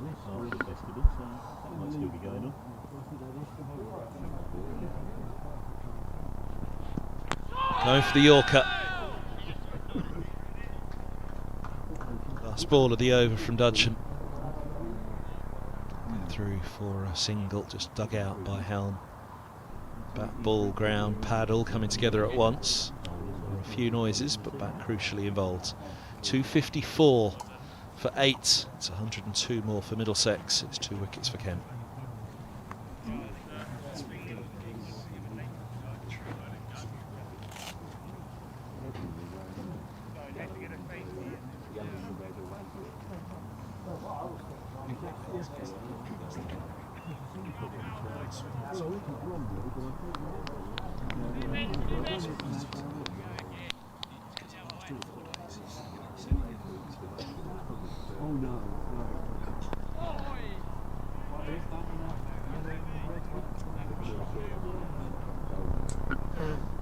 Single for Helm out to the deep square leg.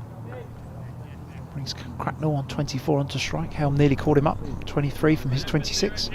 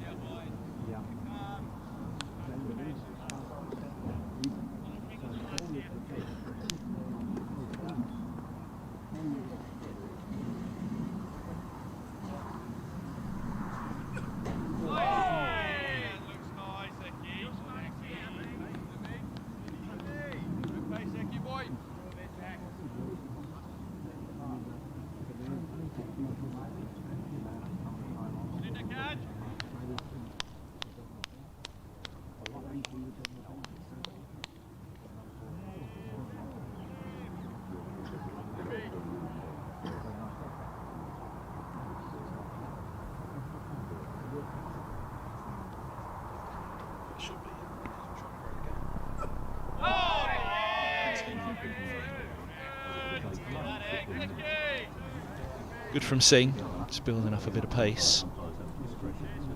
That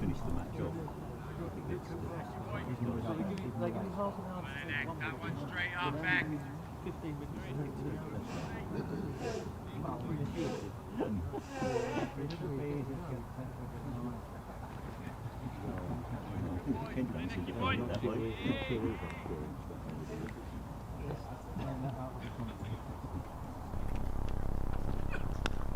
There's that leading edge. Gets away with it there, Helm. Second little stroke of luck he's had in this innings. He'll get a couple. Cracknell will make sure he gets the third as well. And that's it. It's down to double figures. That's just a small milestone. It's still a long way with only 2 wickets standing, but it's a milestone nonetheless.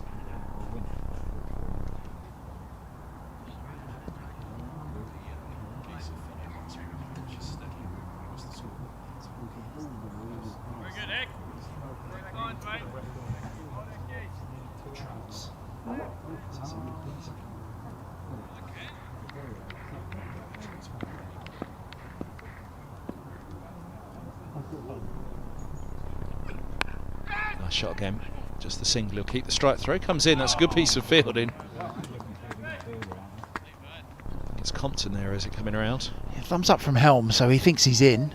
Probably just a little bit slow on the start there with a bit of a shuffle. But Helm pretty confident that he was in, and he was. By quite a good distance. So a good single from Middlesex, and that's an important thing to keep doing, is keep rotating the strike. Cracknell, as it's the last ball of the over, keeps the strike. Dudgeon to bowl his 14th of this innings.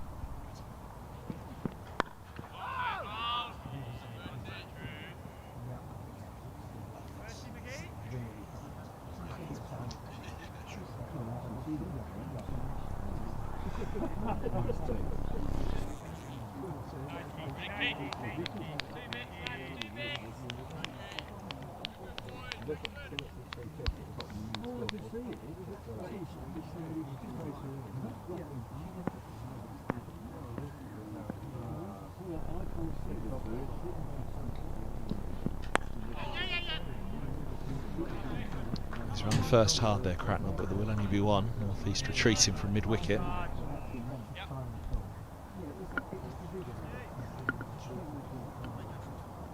It's been a good proactive innings this from Joe Cracknell. Just watch his footwork down the pitch here. Skips down almost like you would expect to a spinner. But skips down the wicket. Just not prepared to sit and wait for Dudgeon just to bowl him a bad delivery. Trying to create opportunities to score. Really important as Middlesex continue to try and eat into this 96 remaining runs.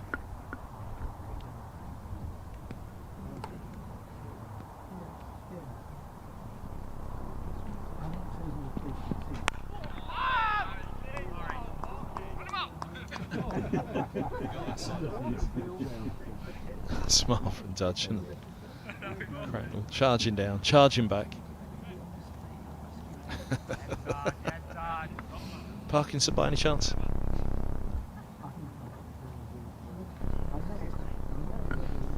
Two sort of shorter, stockier build men, Cracknell and Parkinson, probably wouldn't look out of place on a rugby field, running at each other like that.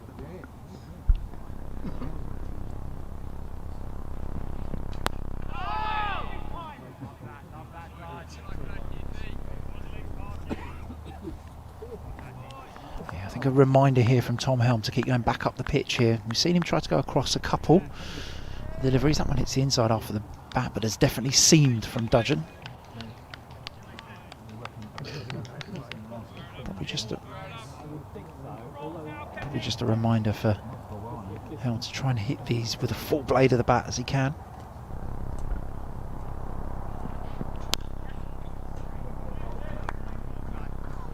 That gentle nudge that we've talked about when you do get the chance, not going square, not going hard at it square. And it's perfectly fine from that line, isn't it? That ball's angling into the leg side. You're not trying to put any pace into it. All you're doing is angling your bat to guide it to the vacant square leg area for a single. But it's almost when you try to force the ball into the leg side. We saw Muyeye play some beautiful shots that way, just from back of a length, where he was on top of the bounce and able to drag the ball into the leg side, but an incredibly tough shot to play. Yes, the call. Through they come, single to end the over, 3 singles off it, 263 for 8.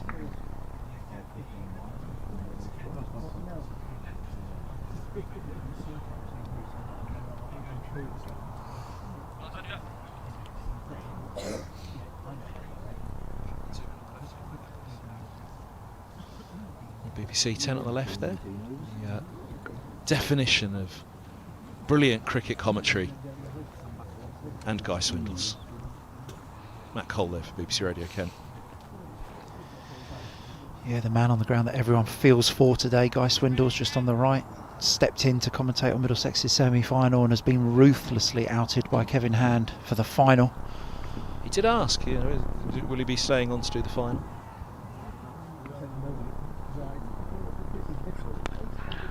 Should Middlesex win, it's been suggested that Kevin Hand gets a shirt printed up and will join the team celebrations like John Terry did all those years ago for Chelsea. Do I get another trip to Antigua if Middlesex win this limited overs competition? Was Kent, of course, in the final in 2008, T20. Stamford Super Series in offer. And Durham in the semi-final.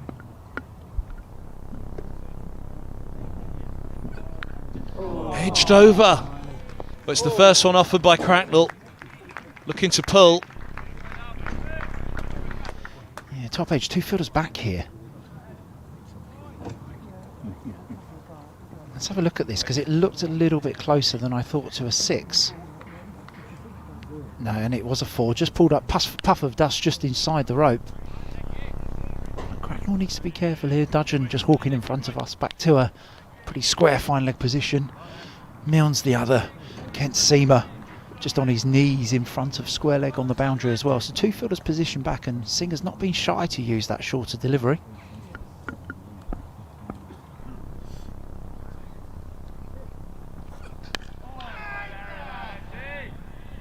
So 89 now, the runs required for Middlesex.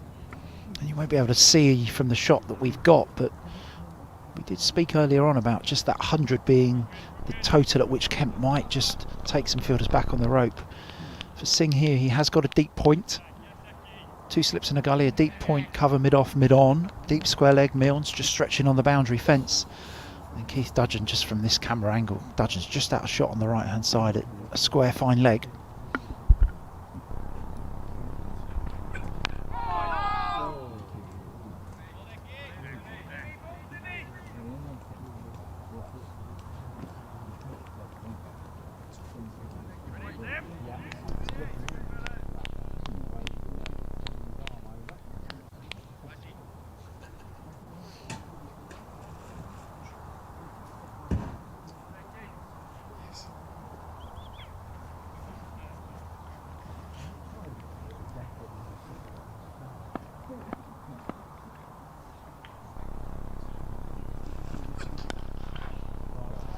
Well, that was timed beautifully by Cracknell. And the boundary for Middlesex. Benkowski, I think, doing the fielding there. Helpfully for Middlesex, throwing it back along the ground, just hopefully hitting the shiny side, but that one too straight from Singh. And I like where Cracknell's hit that. That media tent is very straight mid-wicket. You see Cracknell's not tried to hit that too square, not tried to force it, use the pace of the ball. Beautifully timed away for 4 runs, takes his personal total to 36. Sam Robson-esque from Joe Cracknell.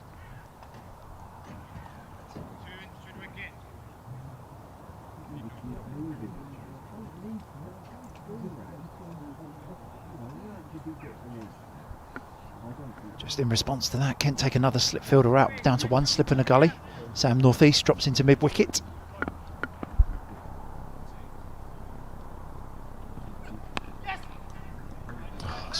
Cricket from Cracknell. Single taken out to that deep point. Its cover, he comes around to pick it up. 272 for 8, 64 bowled, 16 away from a second new ball. Partnership moves to 47 between these two, 84 more required. So the second new ball could come into play. We were speculating this morning that one way or another it may well be done by them.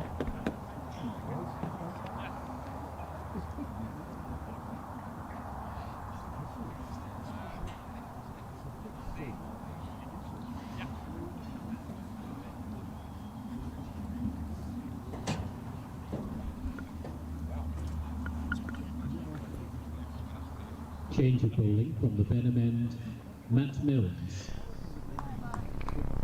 That's that man, Matt Milnes, back into the attack for Kent. Only had a few overs off there. 3 or 4 overs for Keith Dudgeon. Picked up the wicket of Roland Jones. Milnes back to do some work down the slope. 18 overs, 1 for 65 in this second innings so far.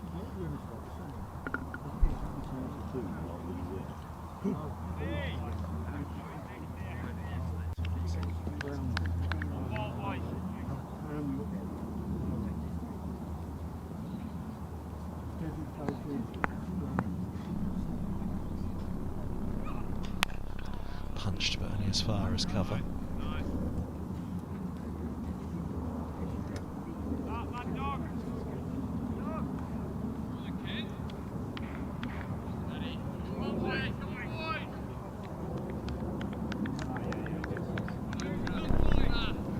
think though, a good move here from that man on screen, Bell Drummond there, just drifting out of shot on the right hand side. 20 minutes till lunch, burst of Milnes here. You've then got the potential of a new ball in 16 overs time.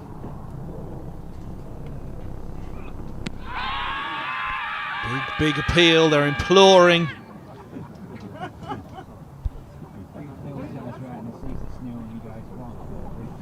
It wasn't close enough for umpire Mark Newell. Big inside edge there from Joe Cracknell has saved him. Very good decision from the umpire. But just going back to that, 20 minutes till the break here, so you'd expect that Kent will bowl 5 overs perhaps in this time, for which Milnes will bowl 3. Then there'll be a little 5 over burst before that second new ball, and it'll be a decision for Bell Drummond should Middlesex still be 8 down at lunch. Drilled, and they've gone for it.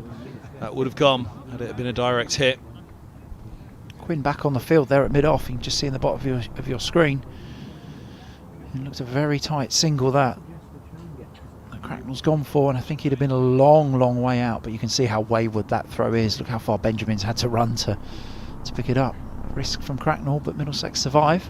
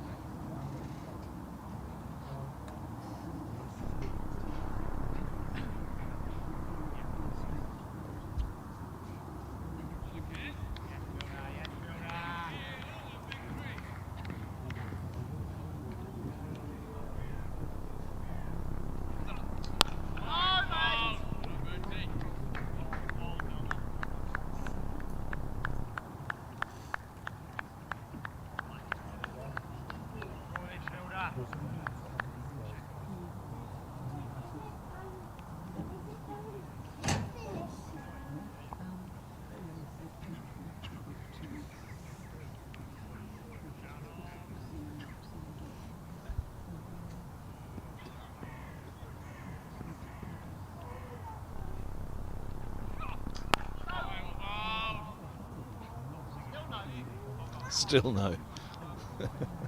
Helm's in a good mood at least.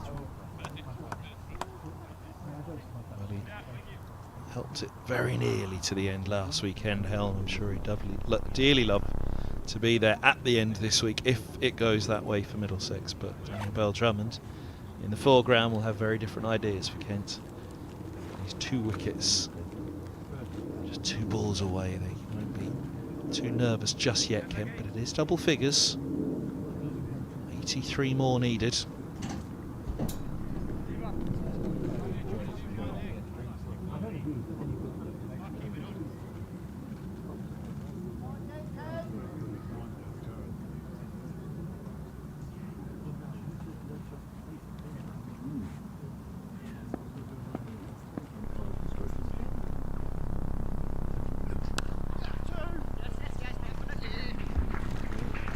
Fine. Will be cut off. Taken 2.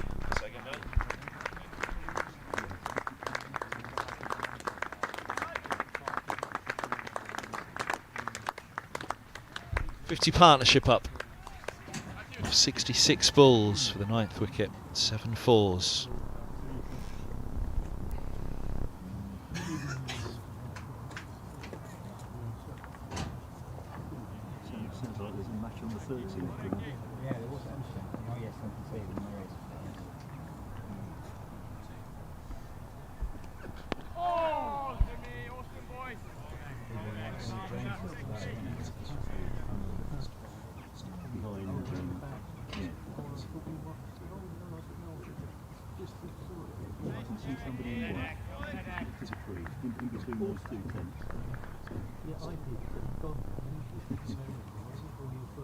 I can see. Yeah. I sort of figured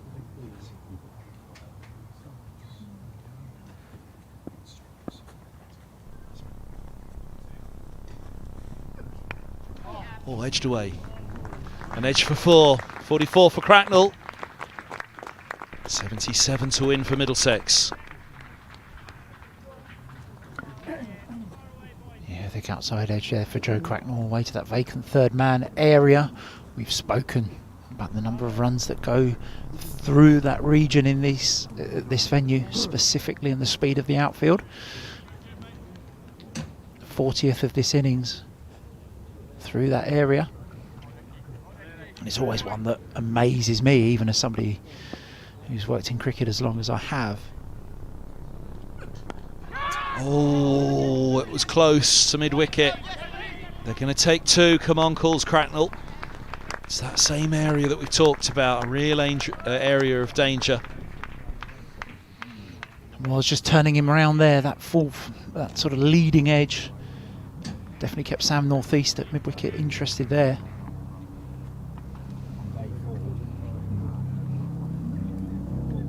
But Middlesex survive. Cracknell on to 46.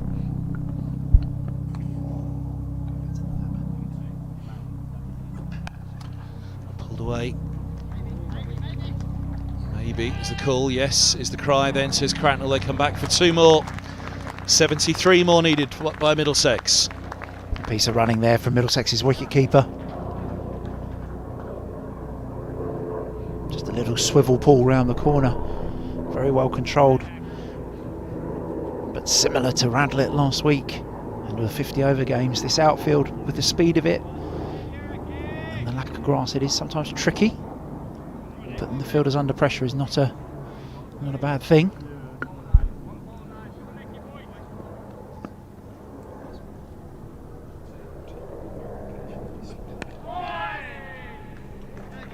Quick single for Cracknell off the last ball of the over. 66 bowled to 84 for 8. The required rate 0.96. 4.3. They're going at. We are 14 minutes away from lunch on day 4 of this game. 72 more runs required. Were another wicket to fall, lunch would be delayed by half an hour. Middlesex certainly aren't close enough at this stage for thoughts of lunch to be delayed for a victory charge with the bat. It's one of those situations when you wonder who the break would be better for. Guess we'll only know if we get to that point and what the result is thereafter.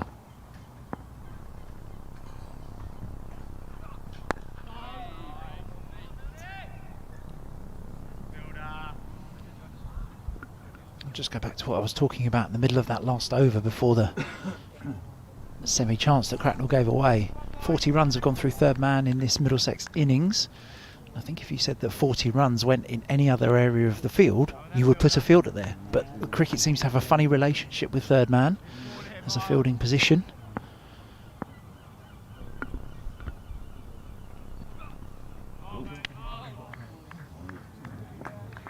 Wide ball.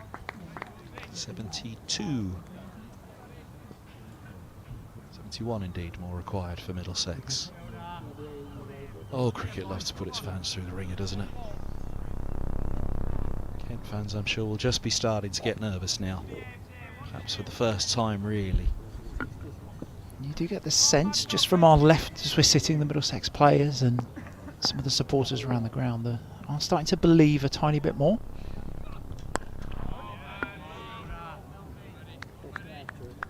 Feeling all the way through last Sunday really that this is brilliant, but it's going to be over soon. One ball, Stokes will get one through and that'll be it. But Middlesex with Holman, Helm and then Cornwell at the very last managed to see that one over the line.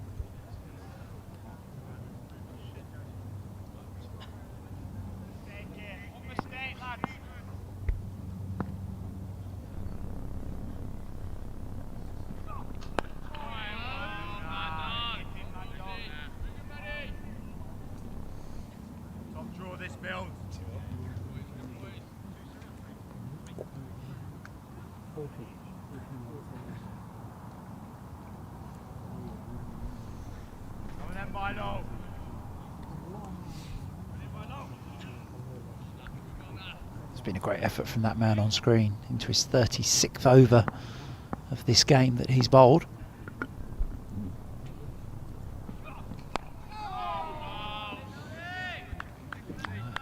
factor, wasn't it? And it still is, just how much this return to championship action will be taken out of the Kent bowlers, going deep into the third day, or certainly into the second session of the final day as we're heading to now.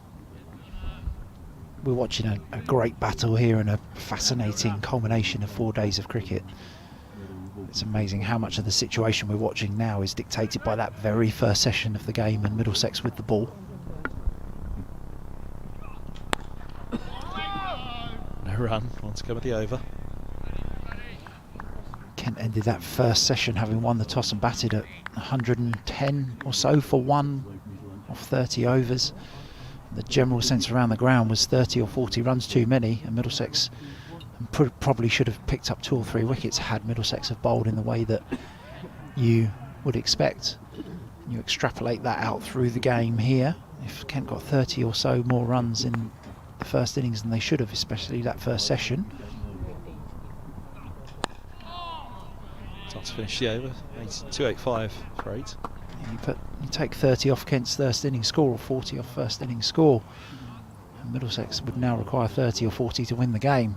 All lifts and buts, I know, but amazing how much those smaller moments in a championship game build to produce the finishes that we're watching. It's going to be a change.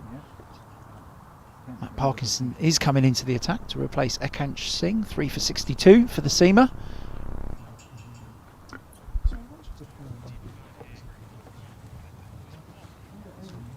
Change of bowling from the Lake End, Matt Parkinson.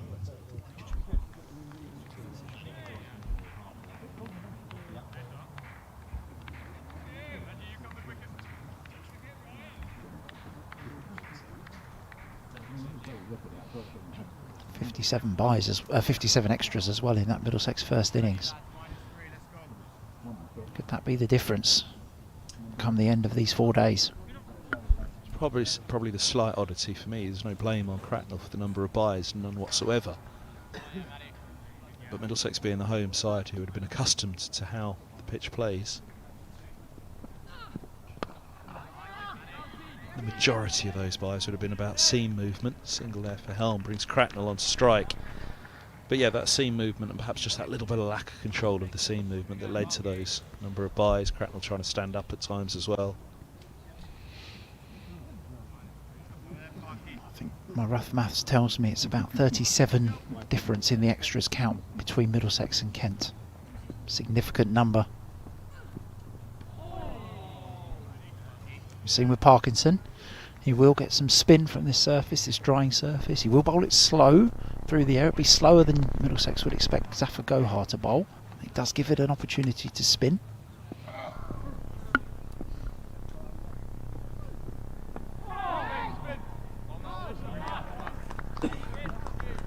There's that pace and spin luring Cracknell into a half drive. Middlesex's on-strike batter whacks himself on the head a couple of times.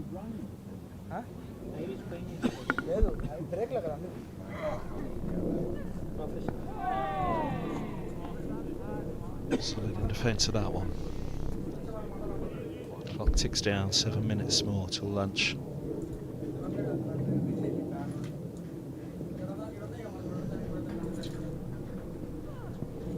Now leg side, it'll get through, it'll just be a bye. Is it backed up at the other end as well? It is, no buzzers. Bye signalled, 287 for 8. 69 more needed. I'm sure it didn't just get a little bit of the pad of Cracknell on the way through there, but bye is given.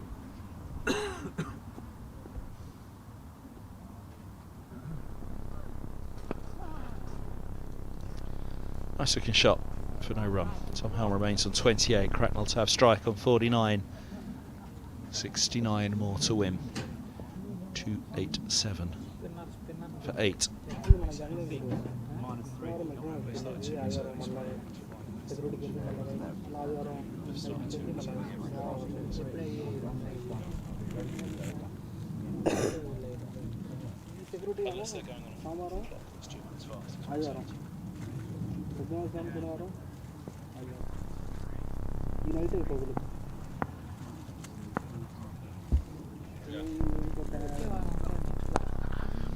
Cracknell pulls for 4 and pulls for his 50.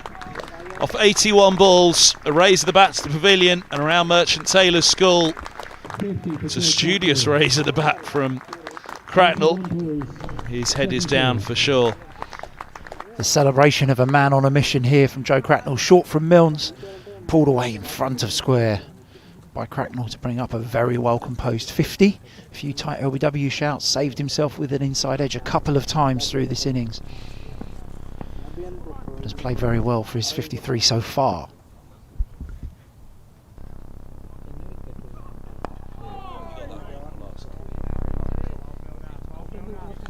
It's his 7th boundary for Cracknell. It was a composed celebration, wasn't it?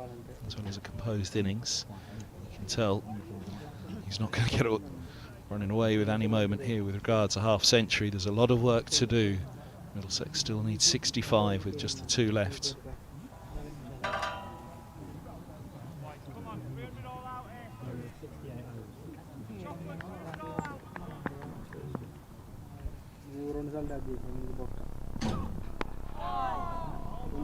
The shout there from Parkinson at mid-wicket was 300 all out.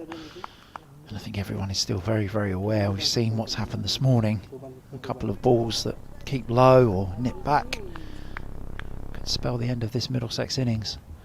Cracknell and Helm doing a good job for the home side so far.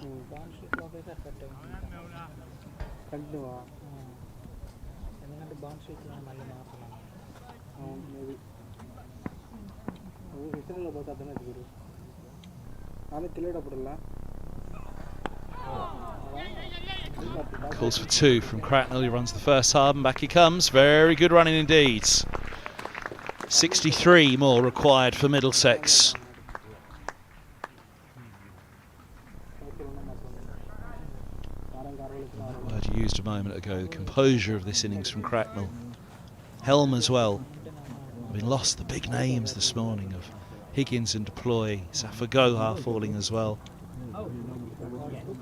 Toby Rowland Jones out after a couple of nice looking shots.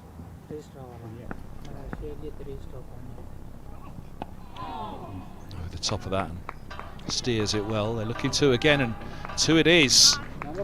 Well, Cracknell, there's never been any doubt that he means business, but he means business in the running.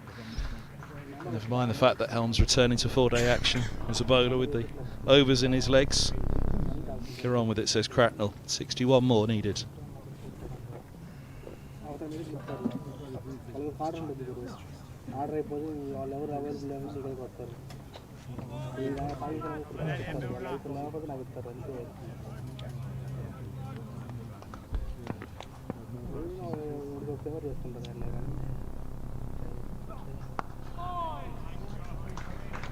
Let's push for a single on that occasion to keep the strike. 69 bowls. 9 off the over. 296 for 8. It's 60 more needed for Middlesex.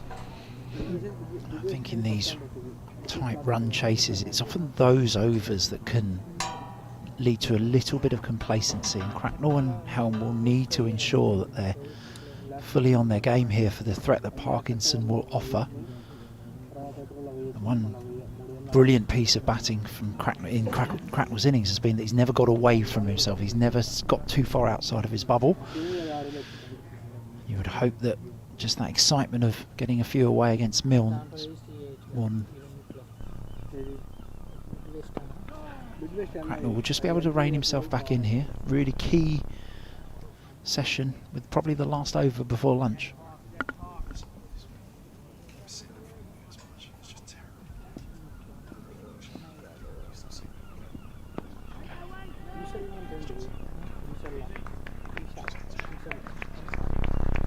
Single for Cracknell. Just down to Dudgeon, who's sitting slightly deeper at mid-on, as you often expect for a spin bowler. Just half there for the miss hit if Helm or Cracknell do decide to go over the top.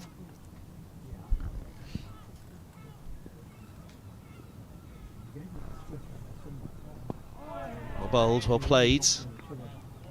This is a real test for Helm against a wrist spinner. consecutive Sundays being sledged by a Parkinson test as well.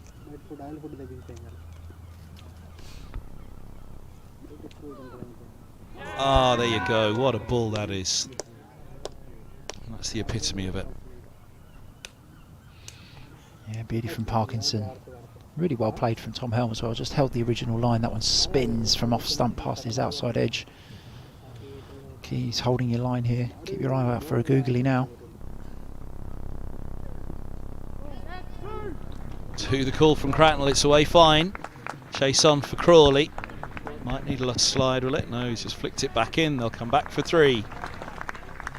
300 up for Middlesex, 300 for 8.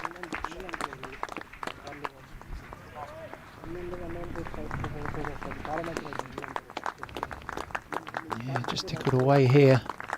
Too straight from Parkinson often happens. You spin one past the outside edge and the leg spinner just recorrects and goes a little bit straight, but fine inside edge.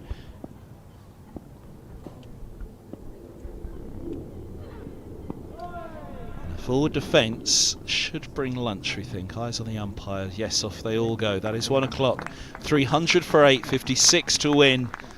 Well, this is getting close to a knife edge now. Kent will still feel, come on, you're 2 deliveries away, but Middlesex, having got it this far, having done it last Sunday, been full of a belief from last week's chase, they'll be thinking that they can do this after lunch. Do join us back on the live stream here from Merchant Taylors' School in just under 40 minutes time.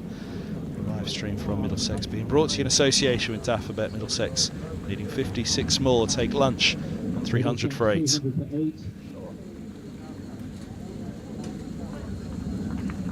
Cracknell 59 not out, Helm 31 not out.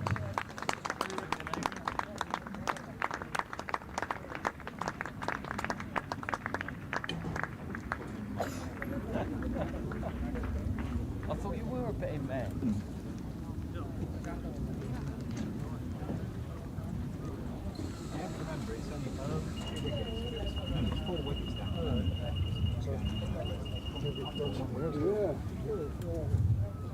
Partnership currently worth 75.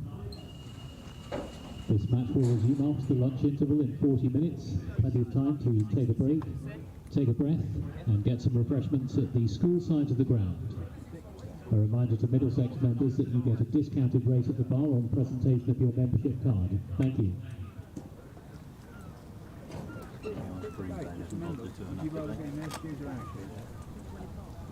I've added 75. Yeah. We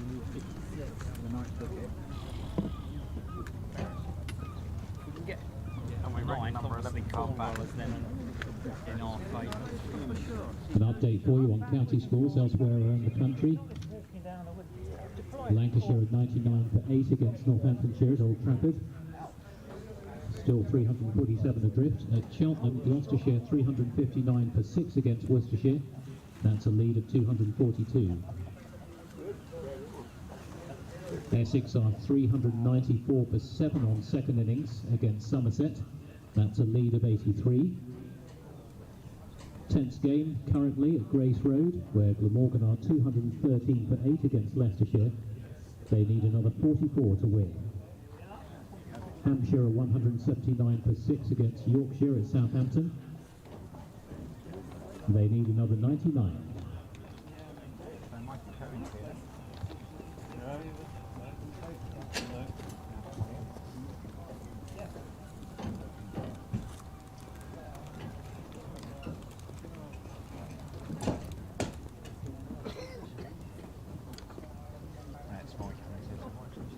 Very nice.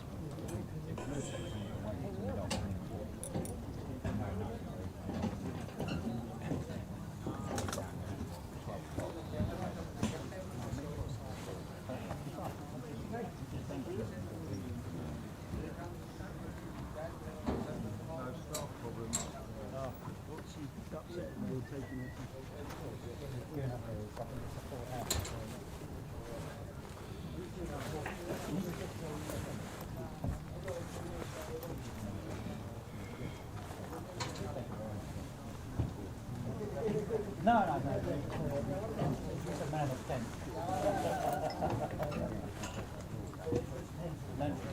Don't spend a long time.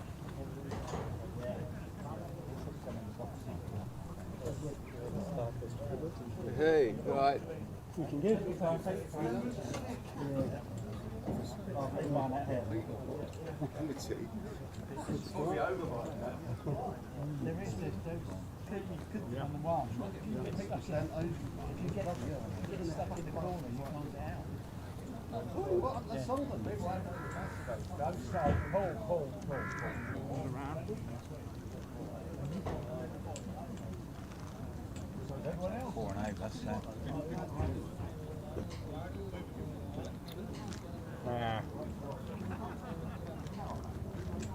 Game looked to be in the bag when the ace looked in.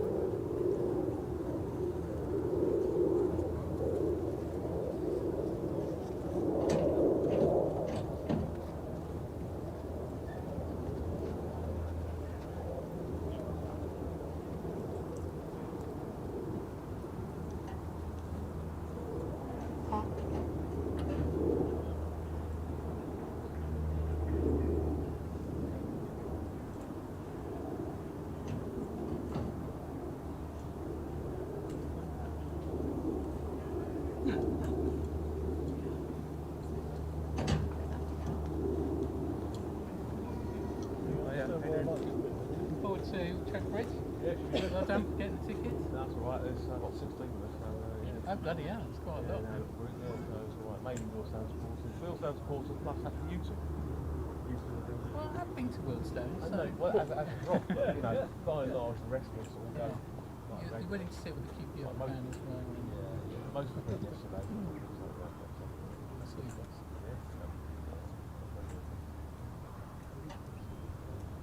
What do you reckon here? Got a chance. Not impossible. Alright, gonna lose. I wasn't sure an hour ago, but an hour ago I thought I'd go home. I'll be home by now. Yeah. But I'm not even. I've got a shot. Well, I've got kids supported down there.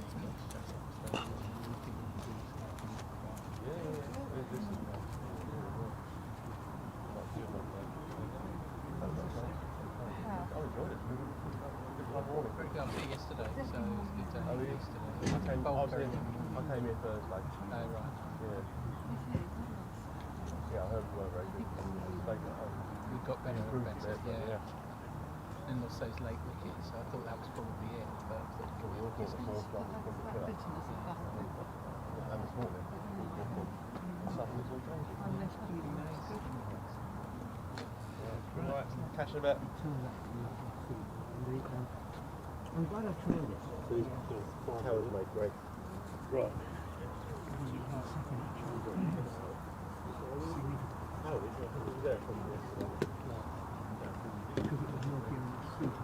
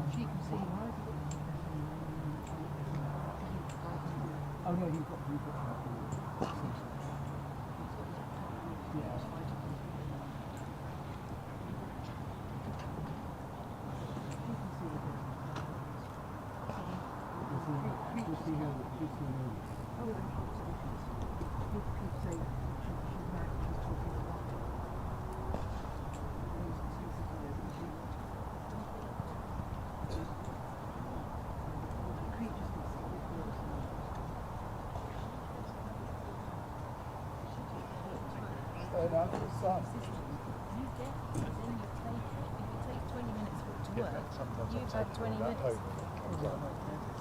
There's no logic.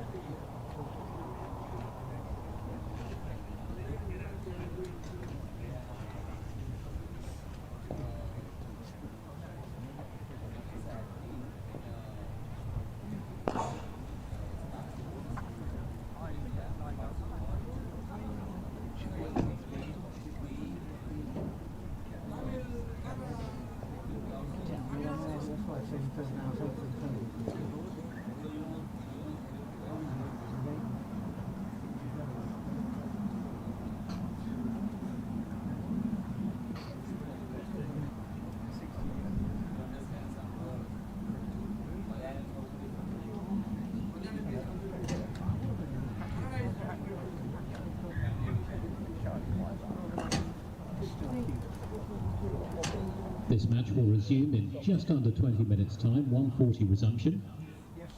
56 runs required.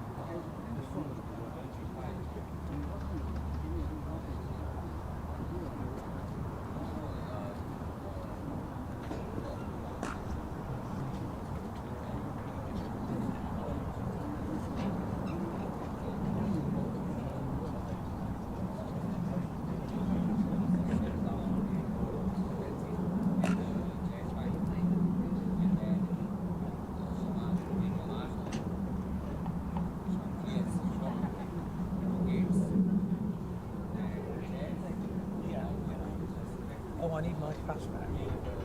Not now.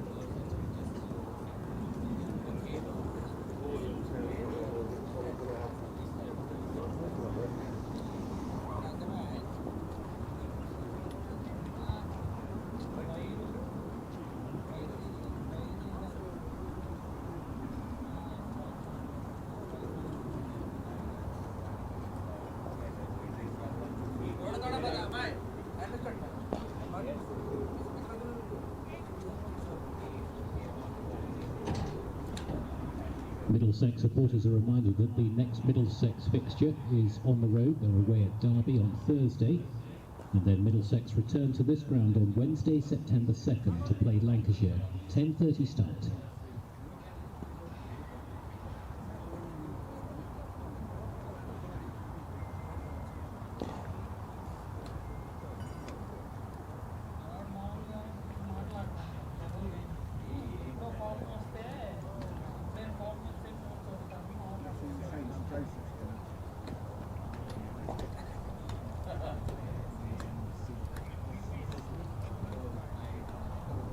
One result to bring you elsewhere in the Championship today.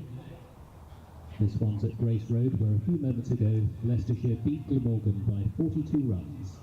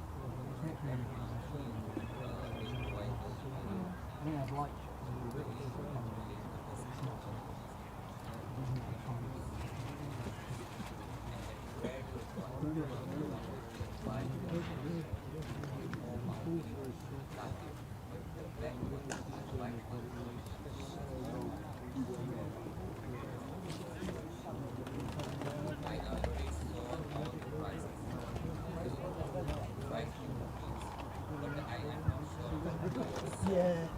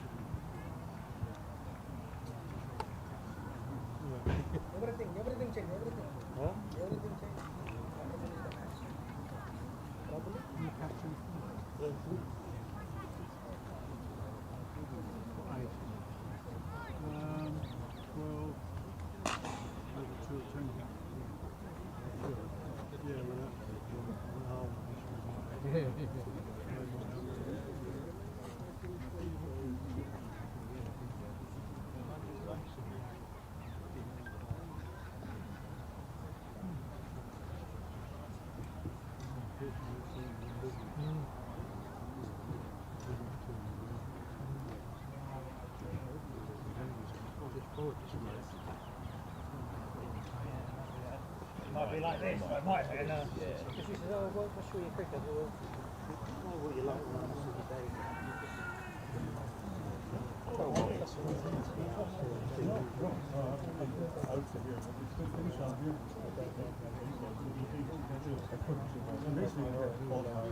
You were there last Sunday.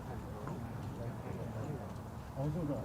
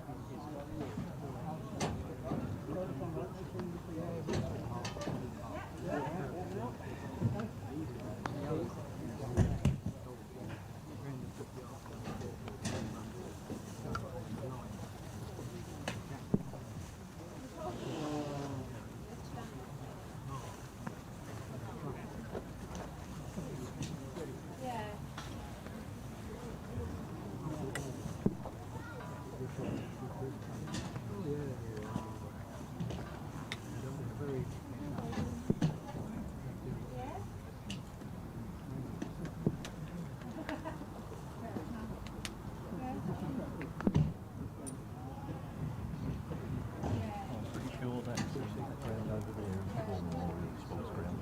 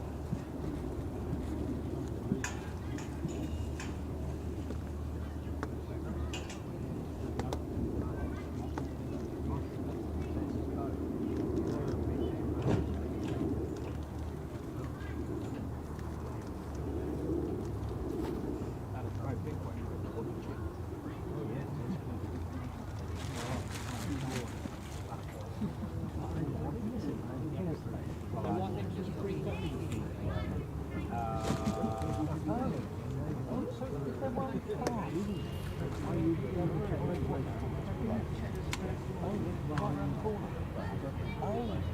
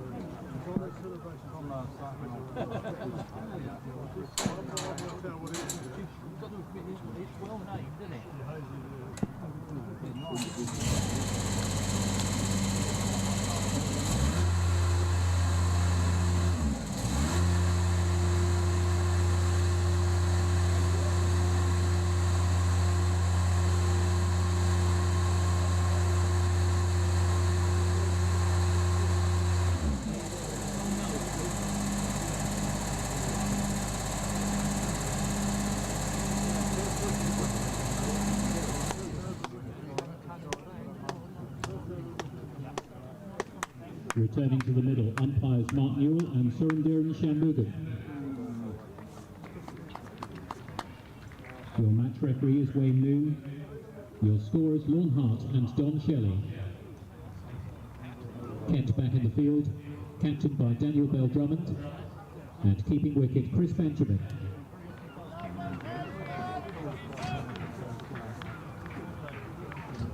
Resuming the innings for Middlesex, Joe Cracknell and Tom Hell.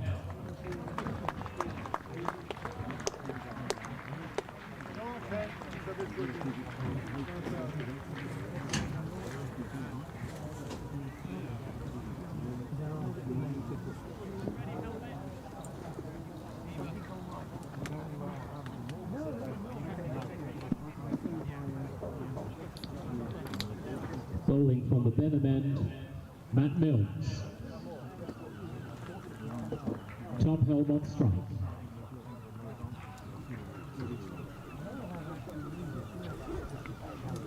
Afternoon once again, and welcome back to Merchant Taylors School. The live stream here brought to you in association with Daffabet. I'm Kevin Hand bringing you the commentary of this one, which is heading to, well, quite a thrilling finale at the moment. 300 for 8 Middlesex. Here's Milnes to Helm after lunch.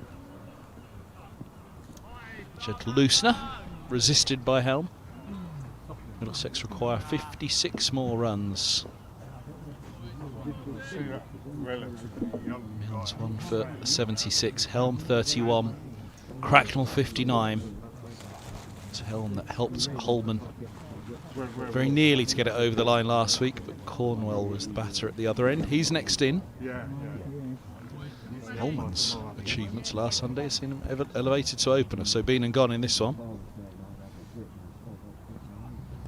Inside edge onto the pads, could have gone anywhere.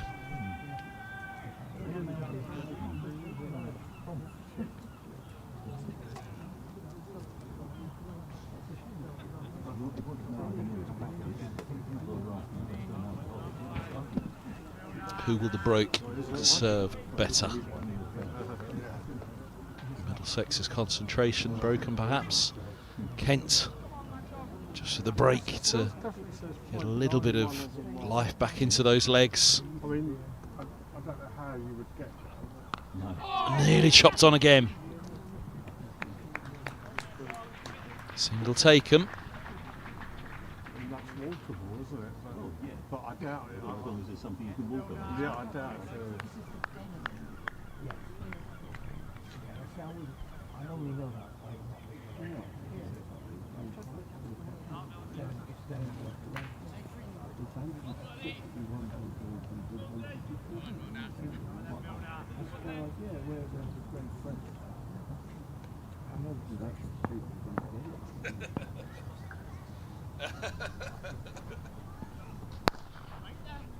Drive to mid-on.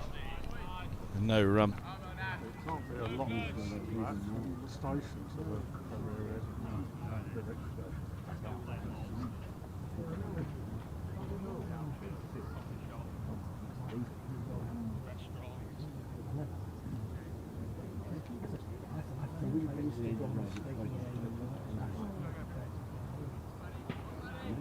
7 miles.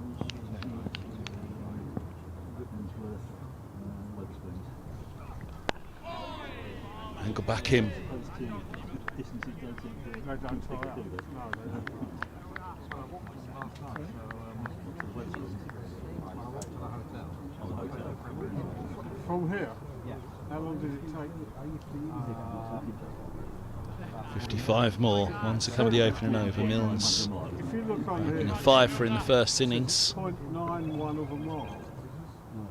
But I guess that's sort of cutting through hedges and things. No. Clip nicely.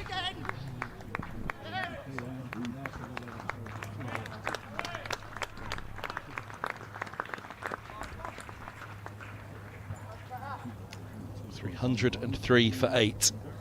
53 more required. That sounds 2.1 miles. That sounds even less That partnership now, goodness me, 78. 101 bulls.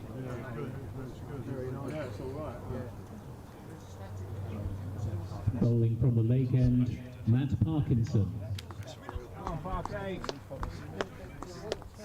Was it fairly full? You see the ball in the air, isn't it? 2 nights before. Fairly full. They sit outside, don't they? Yeah, that's right, on the street. Big side, all those got away for runs before the interval. I heard you were coming. There's a couple of dodgy characters. Yeah. They've never been thrown off a train.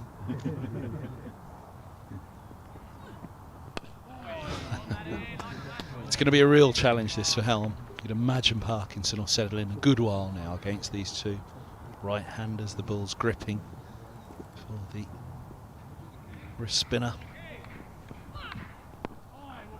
Good stride from Helm again on that occasion.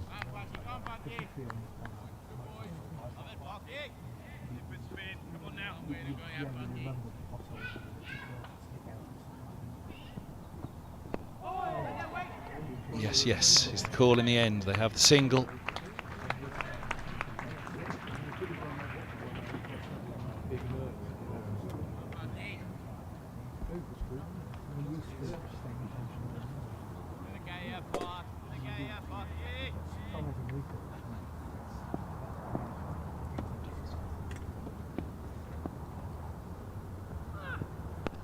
Nice use of the feet from Cracknell, just a gentle single to long off.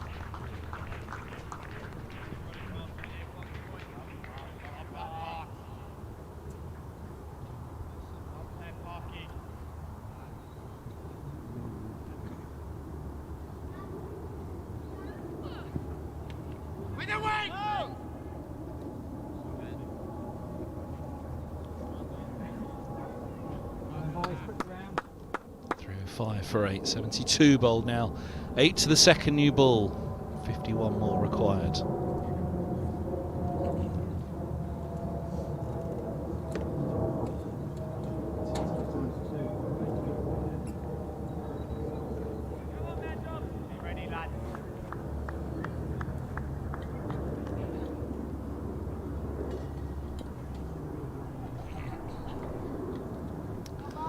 Mills to go again. Slips, poised, deep backward point, deep square, long leg. Oh, good take. Very good take by Benjamin. Middlesex would have dearly loved that one to get away for buys, as they let slip so many themselves.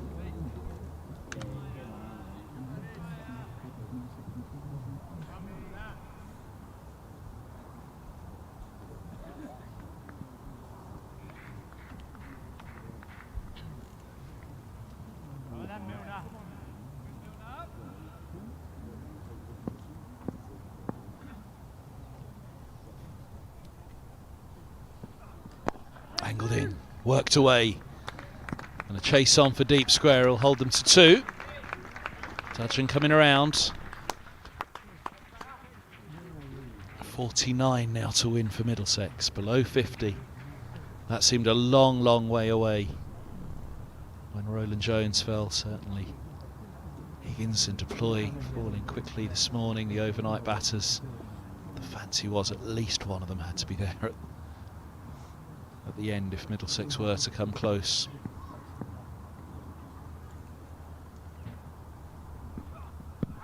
Angled in, doing too much, I think.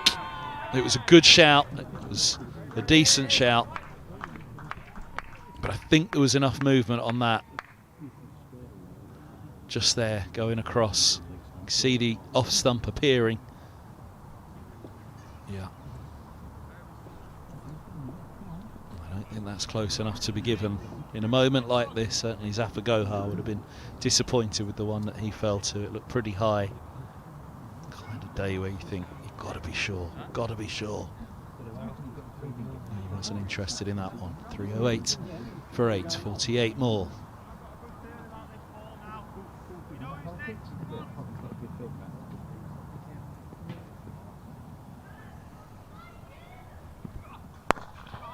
Good from Mills, Helm equal to it, just watchfully pushing towards the mid-on. Again, an area we've talked about so much, that drive, that clip, just got to hold on it. There you go, replay of the straight drive from Helm.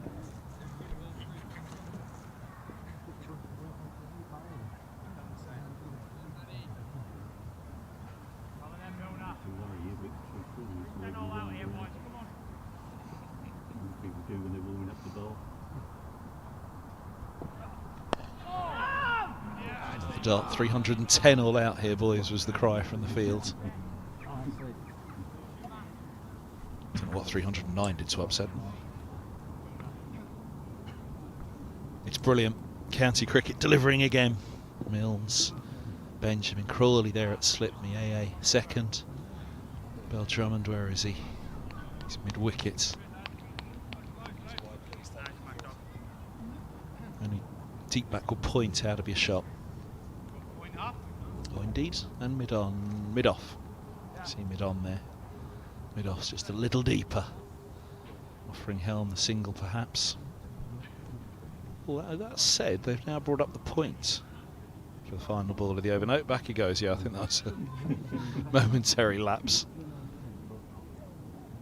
Deep squares back, deep point and long leg. And mid-off a fraction deep. Solid from Milnes, solid from Helm. And Middlesex 308 for 8. 48 away. Back-to-back Sundays, back-to-back home fixtures in the Championship against Kent. Coming down to the wire, the 6 that Zafar Gohar hit last year. Good Middlesex turn. A pretty tricky chase into another remarkable finale here. Well, it is a remarkable finale to get it this close. 356 on an outground, which generally favours the bowlers, including the spinners. As a tall order. Nice use of the feet, just the single. Keeping it ticking. I wonder how much the 80th over will be on Cracknell's mind. Kent will know if they get it that far and they get a new cherry in their hand, then back to Milnes, back to Quinn or Dudgeon, just to try with 2 deliveries, finish it all with that new ball.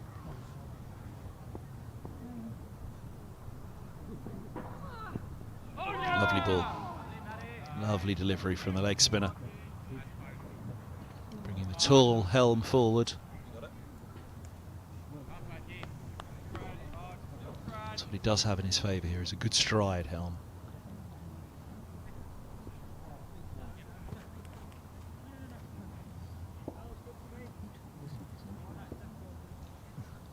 I'm not quite happy with the... Come on. No, you're going to have to do something about it, I think. Or is he happy with it? Yeah, here we go. He's got his colleague in. A little straighter, please. Thank you. I think the off stump was just leaning ever so slightly.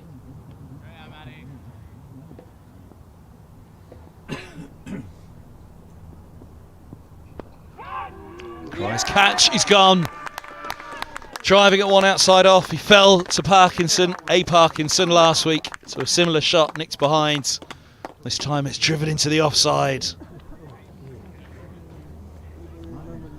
It's looking to snap the wrists on the drive, Helm. And there you go, Bell Drummond holds on. And Kent have that 9th wicket. Oh, they've been made to wait for it. Just couldn't keep it down, Helm. He was captain.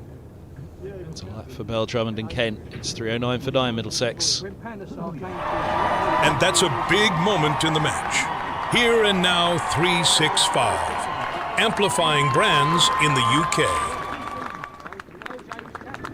Warm applause for Helm as he gets back to the pavilion after a fine job in that partnership. Noah Cornwell has a huge job to do now. And Cracknell's task becomes all that bigger as well.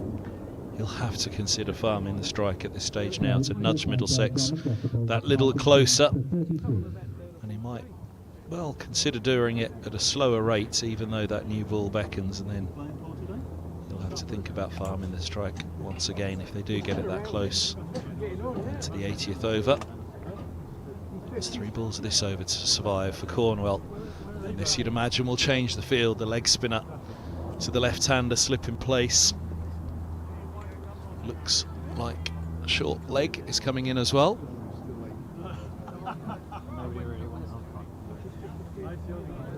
It's being called for.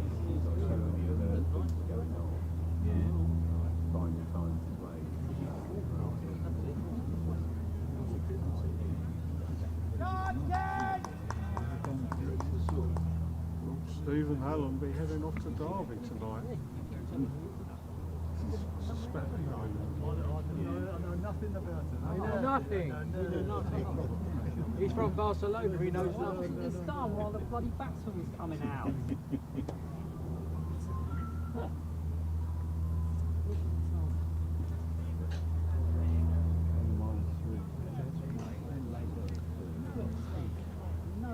Deep square sitting halfway back, I think was what it just picked up. Attempted a sweep top edged from Cornwell. Oh, look, the bat's surrounded. You'd imagine that his task here is to just play straight and push it back.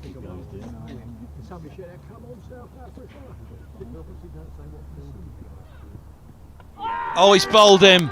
What a ball. Wide outside the off stump. How's he got it around the outside edge? Cornwell can't believe it from that angle. An incredible delivery from Parkinson, and 2 and 2 it is to wrap it up for Kent and pick up the victory here.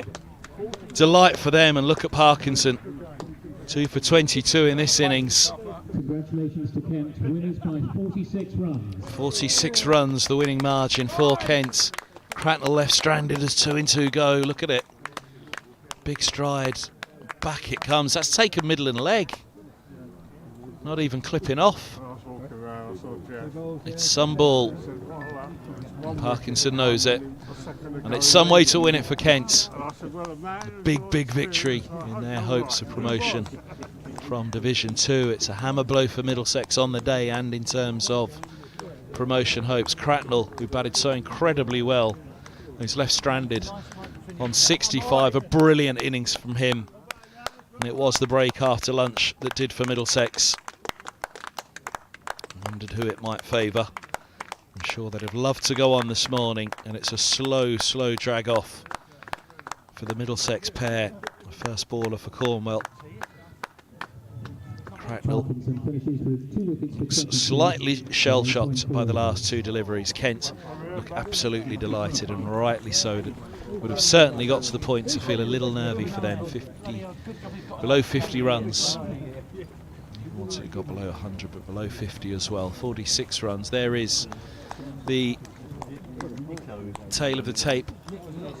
And, well, there are a couple of 80s in the first innings. North East top scoring with 87. Compton 65 in the second innings. There are a couple of 60s in the Kent second innings. No 50 in the first. Ethan Bosch with 43 unbeaten.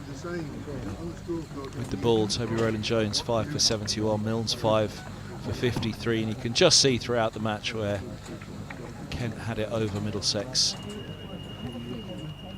And that 46 run margin, well, again, Middlesex will kick himself slightly on the extras count from the first innings, but it was quite the scrap to try to stay in this one. Now they've got a scrap to stay in with a chance of getting second spot. They have Northamptonshire at home in their last game. Northampton in the hunt. They are going to have to hope for favours and favourable results elsewhere, though, even if they were to go on a winning run from here. Congratulations to Kent, and thanks to everybody for their company across these 4 days. It's been a fine, fine day for Kent, a fine match and a fine advertisement as usual for County Championship cricket. But it is Kent that wrap it up. 46 runs, the victory margin. For myself, Kevin Hand, and the rest of the team, bringing you the stream here at Merchant Taylors School in association with Dafabet. It's a very good afternoon to you all, wherever you're tuned in, and for whatever plans you have left for the rest of the day.